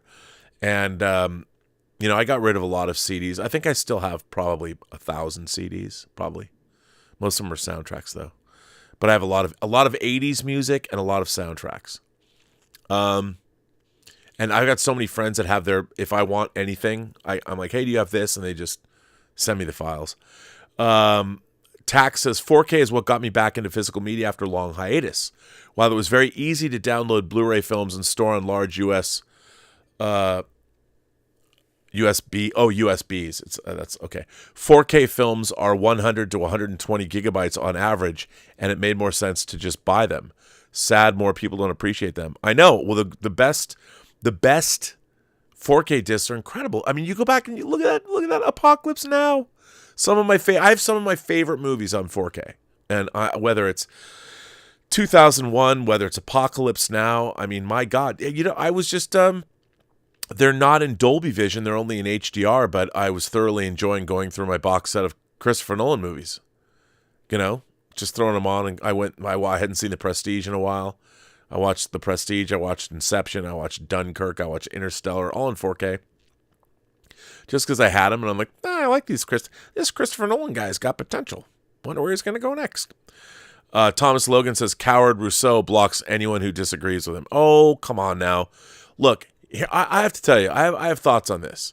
Jeff is just he's a family man. He's just trying to share his love for things, and people can be like, there's no, aside from a lot of online dicks, the collecting community could use a little, a dose of a little Miss Manners or a little bit of Emily Post. I feel like I should get a downloadable version of Emily Post just to send it to half the people that come after me online. It's like, really? You know, we're sharing our enthusiasm. Here's another thing, Thomas, that really bothers me too. A lot of people have no idea what they're talking about, and they come at you, and it's like, do I get into this? Do I want to start this? I don't know. Scott Bartholomew says, where the fuck is the 4K Song of the South? I know. Winner of 2 Academy Awards. Well, you know, that movie's been canceled. When I was working at Curdy Pellerin on Lord of the Rings, the Lord of the Rings special features, the appendices back in the early aughts, we also were working almost exclusively for Disney as well. We did like the Toy Story Ultimate Toy Box, and we were doing all the Disney DVD stuff. And we had floated the idea of putting out Song of the South and having people like Quincy Jones and Oprah Winfrey. We wanted to do interviews with black celebrities about Song of the South so they could contextualize it. And a lot of people, because nobody loves Song of the South more than black audiences do. And that's something that I think is lost upon, and maybe that's changed now. But that's what was thought of at the time, because the re-releases always made money. And as I said, this is back in the early 2000s, but the last theatrical re-release was 86. And, you know, you could get it. And then it was made unavailable. It's too bad, though, because there was a lot of groundbreaking stuff in that movie. But it's too bad. I mean, people are like, what's Song of the South? I know, right? That's why they got rid of Splash Mountain. Scott Bartholomew says, strike update, when will production recommence? Well, it's not all, the I's are not all dotted, and the T's are not crossed. Hopefully soon, next couple days. But it'll take a while to ramp up, because remember, the actors are still on strike. Hopefully that'll end. Just the writers can go back to work, but they can't shoot anything yet. Josh LeCount says, what do you think of the Tron reboot? In the special features of Legacy, there was a secret scene where Flynn's son wore a Flynn Lives shirt. Any thoughts? Well, as you know, I mean, I did make a feature-length documentary on the making of Tron that is available on the Blu-ray, I have to say, but not on Disney+. I'm a huge Tron fan. You know, the movie's 41 years old now. I know they're going to do the Jared Leto version, which could be cool. I was not a big fan of Tron Legacy.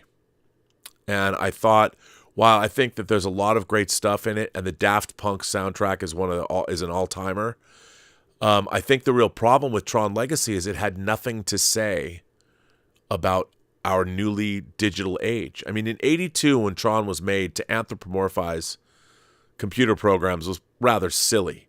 But to see where the internet has gone, you could have made, as far as a great science fiction film, there's a lot of different ways that you could have gone with Tron Legacy. But in order to pare it down, they said that, okay, it's this closed off section called the grid. So it really didn't have any insight into where we've come as people, the human race, as in our digital age. What does it all mean? And I thought that was a little disappointing. I mean, and I thought that the story was it could have been a much, much better movie. So, you know, maybe the new one will be better. I don't know. Man says, my man, Rob, love you. Well, thank you. I appreciate that. Let's see. Darth Plato says, hold the phone. RMB is the mysterious whisper voice in Field of Dreams. Mind blown. Go the distance. Ease his pain. Right? Freeman Films says, long live the new flesh. Physical media for life. I picked a distributor for my 2 films because they put it out on physical media as well as streaming. You know what? Tango Shalom only came out on DVD. Vision only put it out on DVD, even though we remastered it in 4K. Maybe the Germans will release it in 4K. I hope. Scott Bartholomew says, not being a persistent ass, but when will 10 and 20 drop? You know what? I've just been busy on these other projects you're going to hear about. But, yeah. Ryan says, Kubrick's most beautiful film, Barry Lyndon, is in 4K. Where? Where? It's not on disc. Is it streaming on the Criterion channel in 4K?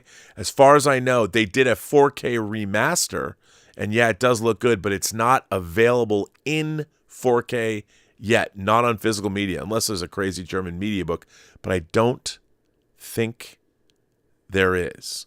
I don't think there is.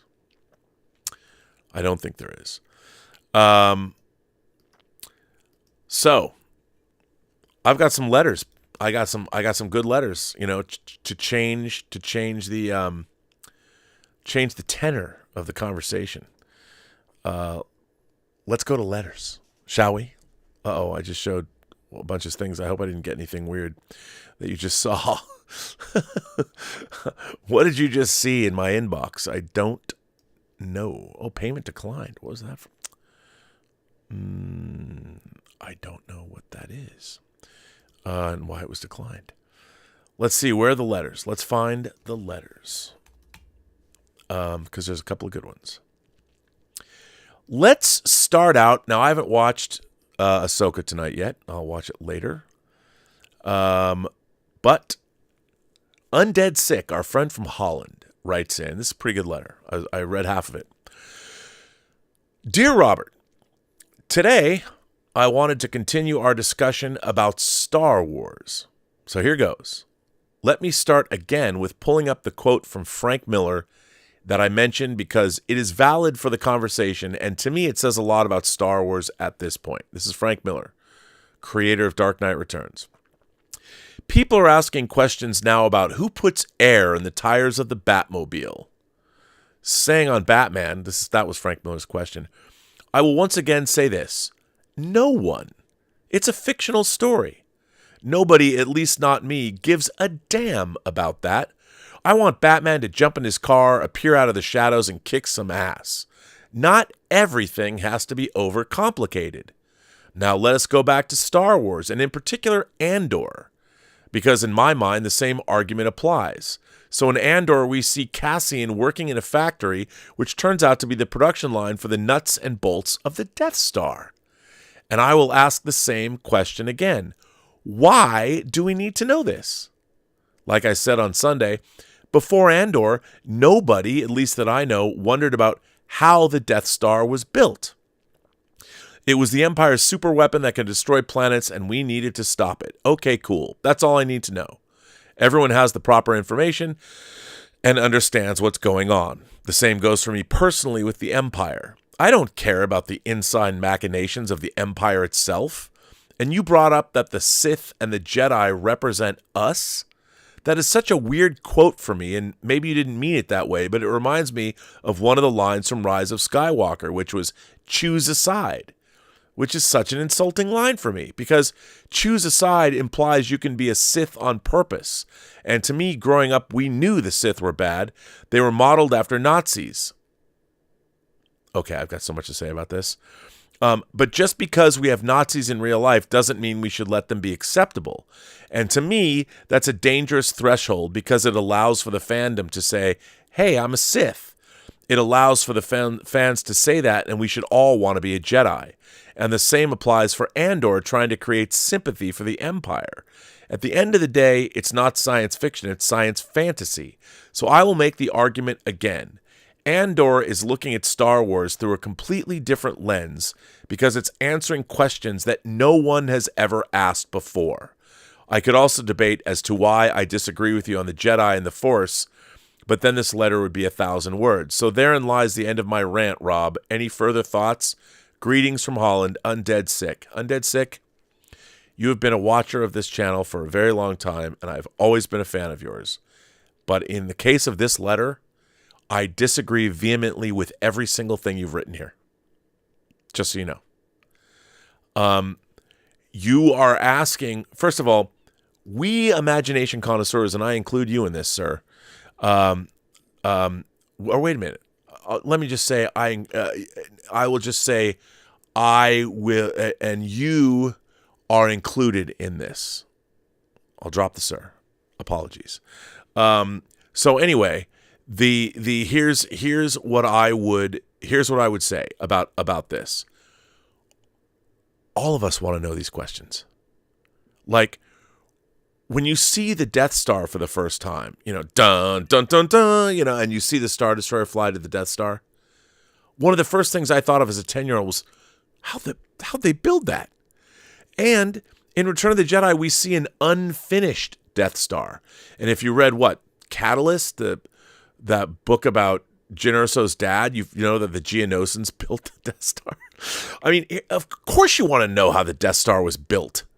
I mean, that's part of Star Wars lore. And here's the thing. I mean, I prefer even my science fantasy to have a little bit more depth to it. And let me break down this. Nobody, at least not to me, you don't want to know who fixes the Batmobile's tires. Well, I would say that in Michael Reeves' The Batman, we know that the Batman himself built that badass Batmobile. We see him working on it. He built it with his own hands. So we know who, if he fixes his own tires, if you watch Christopher Nolan's Batman movies, when his tires deflate, they can inflate themselves again. I mean, or maybe that's a Bond thing. But I just, of course we want to know these things because we're imagination connoisseurs. It makes our experience of what's going on richer. And first of all, let me tell you something. From a fairy tale point of view, when I say that we are the Jedi or we are the Sith, the whole lesson is we as the audience can be either one. The Sith aren't the Empire was based on the Nazis. The Sith were not. Neither were the Jedi. I mean, it was a choice. You had to make a choice. There are some people that want power, that want, it's, as Yoda said, it's easier, it's more seductive. There's a lot of people that are seduced by the dark side of the Force for whatever reason. Just like people are seduced by a lot of things that offer them money, riches, power, women, wealth, whatever it is whatever it is you're looking for. And having that kind of wealth is easier. The path of the Jedi is different. The idea is that the Sith and the Jedi it's the struggle that's in the human heart. And it's a metaphor. I mean, and I think that I think that's pretty readily apparent. It really depends what you want. And it really, I mean, there are some people that want to be captains of industry. There are some people that want power. Now, I'm not saying that's necessarily even a bad thing. And as a matter of fact, I think let me ask you this. What do the Sith want? What do they want? Like, the Sith have been portrayed like Palpatine because he wants power. But what is he hoping to achieve? I don't think we really know. Like, what do the Sith want? What do the Jedi want? And I think that that's an important question to really understand. With the Sith, I'm like, why is it so bad being a Sith? I mean, really, if that's what you want, you want to wield your power. And the Sith is, if you're a Sith, you're more about yourself. I could see you could come up with a great Sith character that's not a bad guy or a bad girl or a bad person. I think you could. I think you could make a sympathetic Sith and make them a very interesting character, somebody who is unapologetic. That doesn't mean they go around choking out, Imperial officers for the Emperor. But I think you could make a great character who's a Sith unapologetically, and Jordan Belfort, a Wolf of Wall Street Sith character. Why not? That's what the Wolf of Wall Street's all about. Leonardo DiCaprio in the Wolf of Wall Street is a Sith. That's what he is. And any one of us could be that way. And I think the idea that we don't want to know about the Empire, I certainly did. And when we talk about the inner workings of the Empire, even in Star Wars, the conversation about the Imperial Senate will not sit still for this. Don't act so surprised. You weren't on any mercy mission this time. Several transmissions were beamed to the ship by rebel spies. I want to know what happened to the plans they sent you. Or how about the conversation, that they have on the Death Star about the regional governors? Or, don't be too proud of this technological terror you've constructed. You're dangerous to your Starfleet commander, not to this battle station. I mean, you're seeing how the Empire works. Of course we want to know how the Empire works. The political machinations of what's going on. That's why Andor is such a great show. Andor goes the other direction. It's like, okay, how does this empire work? We've never looked at, all we've ever seen is the high-ranking people. But what does a workaday What is a workaday person in the Empire who's trying to do, she's trying to do a good job and get the job done? I mean, all that stuff was fascinating. I mean, I loved it all because it made the Star Wars universe that much richer. Okay, you say that you don't care about the inside machinations of the Empire itself. I would ask you, well, why not? I mean, you've already seen Star Wars and Empire and Jedi and the original trilogy, the prequel trilogy, the sequel trilogy. Don't you want to know more? Because how many stories are there? I mean, I think that once you've seen the Star Wars movies, don't you want them to be a little bit more resonant and deeper? But on the other hand, I don't think you're wrong. I mean, you can enjoy Star Wars as a space fantasy. For me, I need more. Just like Empire deepened what the Jedi were. We didn't know anything about the Jedi. Not much when you watch Star Wars. And when you watch Star Wars, it was a men on a mission movie, or it was people on a mission, droids too. Wookiees, I don't mean to, I'm just saying men on a mission being a genre of film that was popularized by, well, men going on a mission. Usually it's a war movie. Guns of Navarone, Dirty Dozen, take your pick. That's what Star Wars was. The Force and all that was actually a very small element of Star Wars. It was rescue a princess from basically a castle. And, I don't think any kid in the world didn't think about where the Death Star came from or how it was made. I'm like that. I remember seeing a picture somewhere where they show how they built the Death Star by the equatorial ring was the first thing constructed, and they built around that. I was like, that's badass. Who doesn't want to know how the Death Star is built? I mean, that's why I buy the visual guides. I want to know how these things are made. And I would say that, yes, the Jedi and the Sith are two sides of the human heart. I already said that, but they are. That's the way they're presented to us. And you're saying that we should all want to be a Jedi. No, I think there's a really good argument to be made of being a Sith. Why not? I mean, have they established that your eternal soul burns in the world between worlds if you become a Sith? I mean, I would say that there's, the government of the Empire, whatever, could maybe benefit from a bunch of Sith that really knew what was up. I mean, the Jedi, they're not very competent, and the Sith might have more going on. So, as I said, Jordan Belfort, Wolf of Wall Street, Wolf of Wall Sith, I don't know. Why not? So, and Andor trying to create sympathy for the Empire. Well, that's the whole thing, the banality of evil. And the whole idea of the fact that the Death Star is built by slave labor, again, harks back to the Egyptians bringing slaves to build the pyramids. I mean, it's the same. All of that stuff relates back to our human history, and it's all analogous to something that might have happened in real life. Just like George Lucas was looking at the samurai to come up with the idea for the Jedi. So I think that, if you want things to be simple, nothing wrong with that. You can enjoy them that way. But I think there's a lot of people, myself being one of them, who want to see more. We look at the Death Star and we're like, fuck yeah, man, how they build that shit? And who, come on, at the end of Revenge of the Sith, when you see the Death Star being built, we're all like, oh. And even though I thought it was stupid to bring back another Death Star in Return of the Jedi because you've destroyed one, so why would another one be? Well, this one's bigger. Yeah, but it's not even finished. How fearsome can it be? But so anyway, that's neither here nor there. But seeing an unfinished Death Star gave you insight into how it was put together, which is, I mean, as soon as you saw aside from the fact that bringing a Death Star back was dumb, but when you saw one that was half finished, that was cool. It was cool. It looked cool. It's like, wow. I remember, Jedi, it's like, whoa. It was cool to see an unfinished Death Star. And you're like, that's how they built that fucking thing. Yeah. There's nothing wrong with that. I mean, it's good stuff. Anyway, I love you. I love you, Undead Sick. I hope you're feeling better, because every time you say Undead Sick, it's like two things. It's two bad things. The final. This is not from our friend. This is from Terrell. This is not from Tony Oliver. This is from Terrell Williams.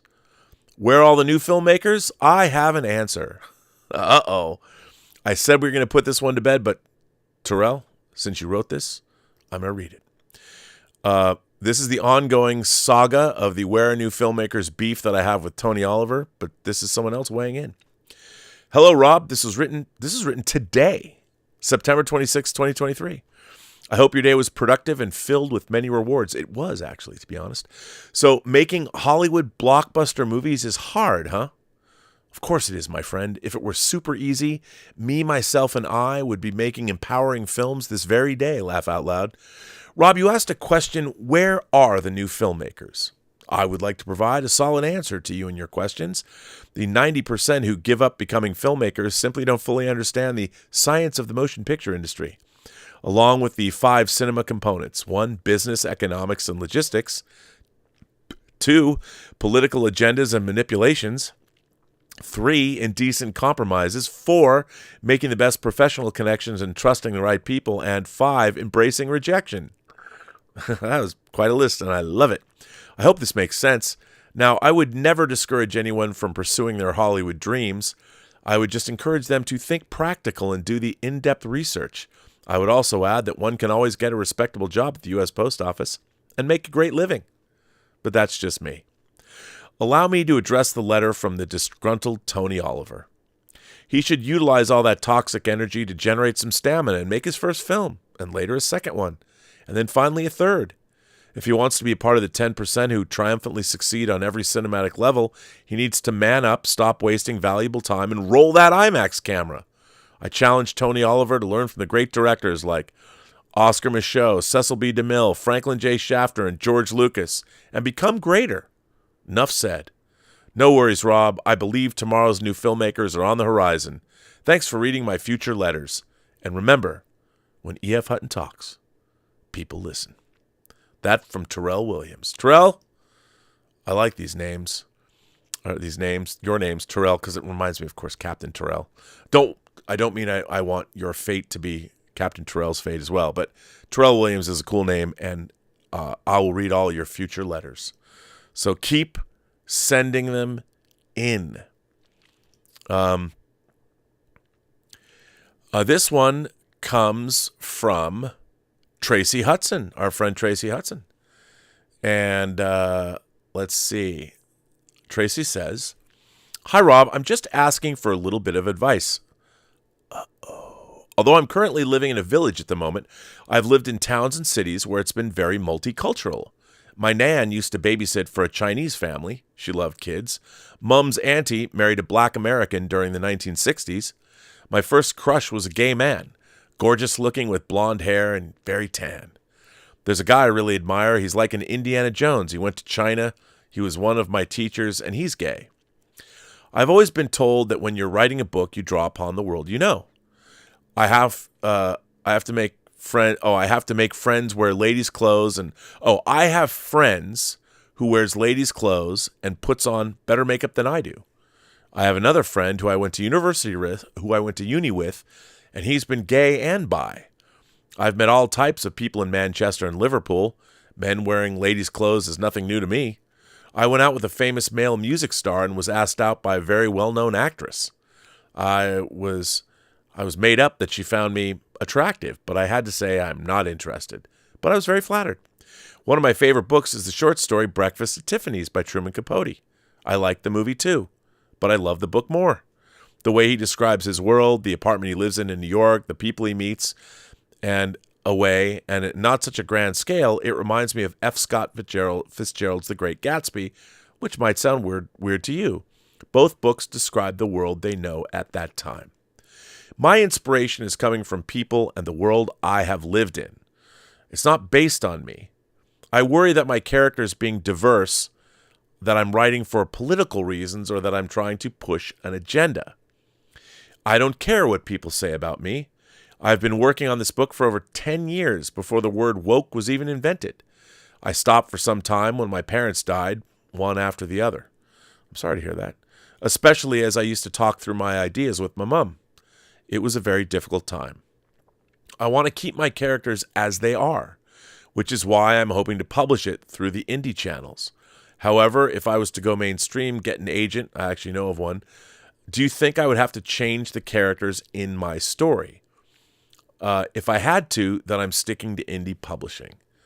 Best wishes. Thanks, Tracy. Interesting. So if I get the gist of what you're saying, Tracy, is that based on your experiences, you knew a lot of people who had alternative lifestyles. I too, growing up, starting at 13, had a lot of, call them flamboyant friends, all kinds of people that were up to all different kinds of shenanigans. And I think, it's interesting. The Sandman is my favorite comic book of all time. And Neil Gaiman came from sort of cabaret culture. I mean, I've always been attracted to the arts, and of course, people from all different kinds of alternative points of view have been attracted to the arts. So I always had friends. I mean, there was a lot of people. I was the token straight guy when I was in high school and college, hanging around people from the Seattle International Film Festival. I had a lot of friends that were gay, and like I was always if they needed a fourth person to go out, I was always the guy to call, because I didn't care whether somebody was straight or gay or not. And I think, Neil Gaiman proved that in The Sandman, he wrote a lot of different alternative lifestyle characters, which was funny to see people call it woke or whatever when the Netflix show started, because he was just adapting his comic, and I thought they did a fantastic. I thought Sandman, all things being equal, and having read many different Sandman scripts over the years, I thought what they did with the Sandman TV series was amazing. And yeah, like Lucius, that they sometimes gender swapped or ethnic swapped a character in the Sandman, but it didn't matter because it was the dreaming anyway, and it kind of fit with the whole thing. I think it's when you're nowadays, it's you have to proceed at your peril. And I think that you can write about anything you want. It's ridiculous that people expect authors to only write about, obviously you want to write about what you know. And if you have a lot of flamboyant friends or people in your life and they're written well and you've shown them respect, I think you should write whatever you want. Just like I think an actor shouldn't have to be the thing that the character is in order for the actor to play that character. It's ridiculous. Nowadays, if Tom Hanks was cast in Philadelphia and they were making Philadelphia Today, he would have been railroaded out of town by a bunch of mad activists on the web who were wrong. Because Philadelphia, that movie, did a lot of good. And people needed to see that movie at the time, especially people in government. It humanized the horrible AIDS disease. And I knew people in the 80s that died of AIDS, and it was horrible. It was horrible to see somebody, and 3 months later, what that disease can do to a person in just a couple of months. It was horrifying. Nowadays, the movie that Scarlett Johansson was going to be in, playing a trans character based on a real person. People bitched and moaned. How much could that movie, if it were made, add to what trans activists want? Having people having trans people, the trans experience normalized. The same way that Philadelphia humanized, because Tom Hanks played him, humanized what a gay man was going through, dying of AIDS with Kaposi sarcoma on their face. And you had Denzel Washington defending him. That movie, you go back and watch that movie now, it's a little didactic, but it's still heartbreaking. It's a great movie. But nowadays, people are like, oh, Tom Hanks can't actually play that movie or play that part because he's not gay and he certainly doesn't have AIDS. It's like, when did that happen? When did an actor have to be the thing that they're playing? It's such a weird idea. So look, I would just say, if that's what happened to you and you write about authentically what happened and your characters are authentic and they're treated, I think everybody should treat every character that they write with respect. I think you should write whatever the fuck you want. And tell everyone else who might criticize you, fuck you. That's what's happening right now. We have ideological fascists that are telling people what they can and can't write, and they are making themselves the arbiters of culture.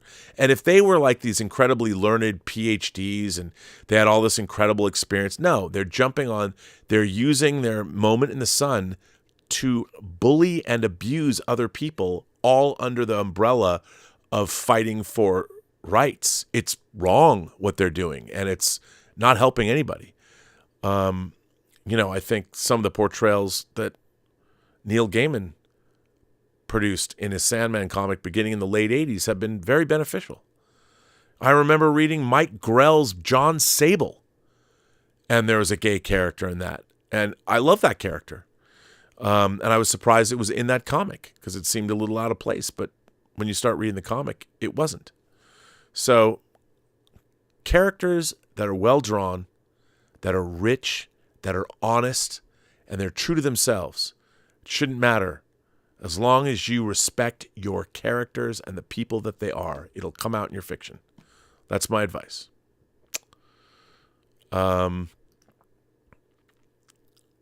So, yeah, that's what I would say. I mean, I don't know, but I'd read that book. So, yeah. And on that note, let's see where we are, because this show, I think we're almost done.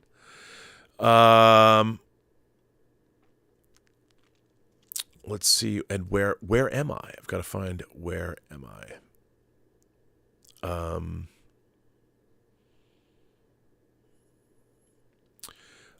Jerry Mananen, all the way from Finland, says, also, the last few Robservations have been amazing. Have they? Oh, thank you. I appreciate that. Scott Bartholomew says, after watching Dave Cullen's review of Star Trek Continues, I was wondering what your thoughts are on this fan show. For those of you who don't know, Star Trek Continues, I think, ran 11 episodes, and it was an attempt, it's a fan series that was an attempt to continue Star Trek, making seasons 4 and 5. Star Trek Continues, for the most part, is pretty terrific. Now, and a lot of the actors that are in it are professional actors. Now, Vic Mignogna, who is one of the architects of the show, has run afoul. He's had his own issues, which I won't get into. I thought he did a pretty great job, although a lot of the time, I've met a number of people in the fan community who make fan films. I was a part of one, and there is a certain level of let's call them, well, the people that are playing the leads in some of these fan series are doing it, let's just say they have healthy egos. But for the most part, I think Star Trek Continues is pretty great when it's well written. When the stories are, they brought back Michael Forrest, who played Apollo. There was some really great stuff. Although I will say, there are times, since you asked, there are times when Star Trek Continues really disappointed me. And one of those is they did a Mirror. I think it's called Fairest of Them All. They did a Mirror episode. And this is what really bothered me. Mirror is one of my favorite episodes of the original series. And in it, there's this great moment between Mirror, Spock, and Kirk. Where when Kirk says, in every revolution, there's one man with a vision, and is trying to get Mirror Spock to make changes. And they talk about the waste and how it's ridiculous that the Empire's going to fall apart, and what a waste. And what was really interesting, all my life, I wondered, okay, so Kirk and Spock are having this conversation in the Mirror universe. Our Kirk is talking to Mirror Spock. I always wondered, at the same time, what conversation was our Kirk or our Spock having with Mirror Kirk? Like, did they become friends? Like, how did the Mirror universe Kirk and our evil Mirror counterparts get into the transporter room to beam back? And they didn't do that. They showed us the episode what happened after Mirror Kirk comes back to his own Enterprise, but they didn't show us that moment. They wanted, because I get it. The actors wanted to replay this great scene from Mirror, and Vic Mignogna wanted to say what Shatner was saying. Be the captain of this Enterprise. Find a reason for sparing the Hawkins and make it stick. The illogic of waste. I mean, I know, I get it, but we'd already seen that. It would have been interesting to play the reverse. And that episode turned out okay. It was pretty interesting. However, if you want to read a great Mirror Universe story, read David Mack's book, The Sorrows of Empire, and read the sequel, Rise Like Lions. If you're an original series fan and you're a Next Gen fan and you like the Mirror Universe, get David Mack's duology, The Sorrows of Empire and Rise Like Lions. So good. Those books are so good if you like. And you know what? You'll read those books, right? They yes, they sequelize Mirror and they draw upon all the Mirror Universe stories. But what you'll do is you'll read, first of all, Sorrows of Empire. That's like the greatest title ever, first of all. If you read those books and the quality of the writing and the level of the ideas is so far beyond modern Star Trek, what we're getting on TV, that you'll read it and go, God, is this so hard to do on TV? Because that's what everybody wants. Sorrows of Empire and Rise Like Lions. I'm telling you. But anyway, I liked Star Trek Continues. I did. And Dave Cullen's article or episode on it was great. Dave's dropped a couple of videos over the last couple of days that are pretty good. I like them. I like putting out these smaller videos. Vanda's Cinema says, Rob, we need Contact. Jodie Foster in a 4K release. One of the great sci-fis, would definitely look amazing. Amen. So if you guys haven't seen the mid-90s, or at 97, I think, 1997, Robert Zemeckis, Back to the Future, Robert Zemeckis. If you haven't seen Contact is great. You know, there's I love, so you know how sometimes you fall in love with characters in movies and you wish they were real? Well, Ellie Arroway in Contact, Jodie Foster's character, I love her. Not as much as I like Grace Kelly in Rear Window, but Ellie Arroway is one of those characters, the way she plays her. And Matthew McConaughey as Palmer Joss. Come on. That movie's great. And James Woods and Angela Bassett. That movie is great. And Jake Busey is a weird religious zealot. And John Hurt as the great why am I drawing a blank on his name? John Hurt as come on, I've seen this movie a million times. I'm drawing a blank on his name. Oh, S.R. Haddon. Why build one when you can have two at twice the price? Want to go for a ride? Yeah, where's that, Warner Brothers? It's your 100th anniversary. And you know what? They released that early on as one of their big DVD launch titles. It's like it's got the same fucking transfer from. It's on Blu-ray, but that would have been a great disc, you know, and maybe get Jodie Foster and get Robert Zemeckis, do a whole roundtable reunion on that. That movie's great. Small moves, Ellie. I mean, I know it gets a little dopey or ropey at the end, but I love Contact. It's so good. And you know what? If you're an Alien Invasion or First Contact fan, I don't mean First Contact like Star Trek First Contact. I mean, if you like stories about like Arrival, you know, like I think Arrival, Denis Villeneuve's Arrival and Contact is a great double feature. And the Arrival 4K disc is beautiful. Contact needs a Dolby Atmos mix. Please. Vandas, I am right there with you. And again, I'm sure the people at Warner Bros. Going, what's Contact? What is this? Never heard of this movie before. Fucking people. Why don't we have it? I don't know. But Warner Brothers should have put it out. They should do a box set of this. I mean, give me Brainstorm, okay? You know, I've heard rumors about Altered States. I won't say, but Altered States, that movie was huge when it came out. Outland. You know, Peter Hyams, it's funny, I forgot Outland. Outland and so you've got Outland, you've got I talked about Outland earlier. And 2010, you know, come on.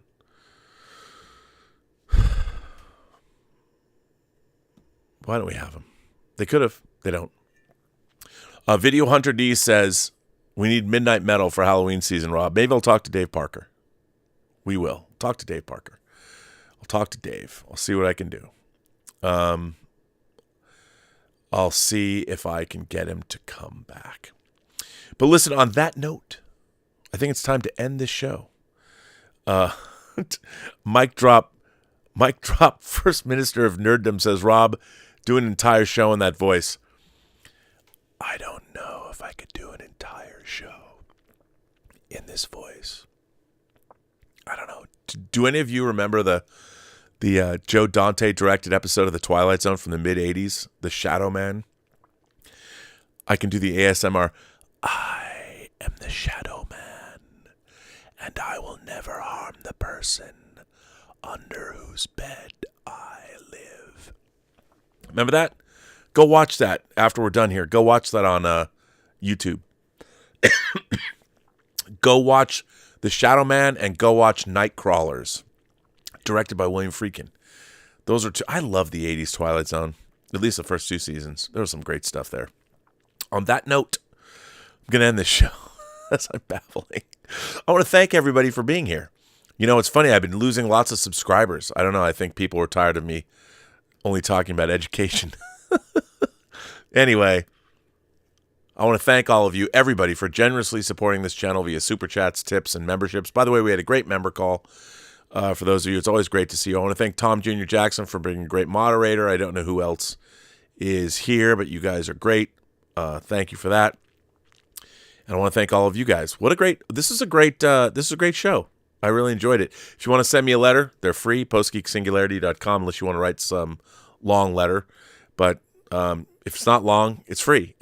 So write me and I'll read it. You know, if you want to write me and be critical, I'll read it. If you want me to read something like this, I can always do that if you'd like. Maybe I should do phone messages. Maybe I should go on Cameo and just talk like this. I don't know. But do they still have Cameo? They still have that? They must. Anyway, on that note, remember, every person you meet has a story to tell that you have yet to hear. And all you have to do is listen. And with that, I would say to everyone, hey, I'm going to be on the John Campea show tomorrow. Podcast. I don't know how that works. Well, I'm going to be on it tomorrow. So I'll see you there. And I'll be back here tomorrow. My nephew is coming by. So maybe I'll put him on a show. Have a good night. And I don't even know what I'm saying. I just kind of want to just hang out with you guys. But you'd be tired of me soon enough. Have a good evening.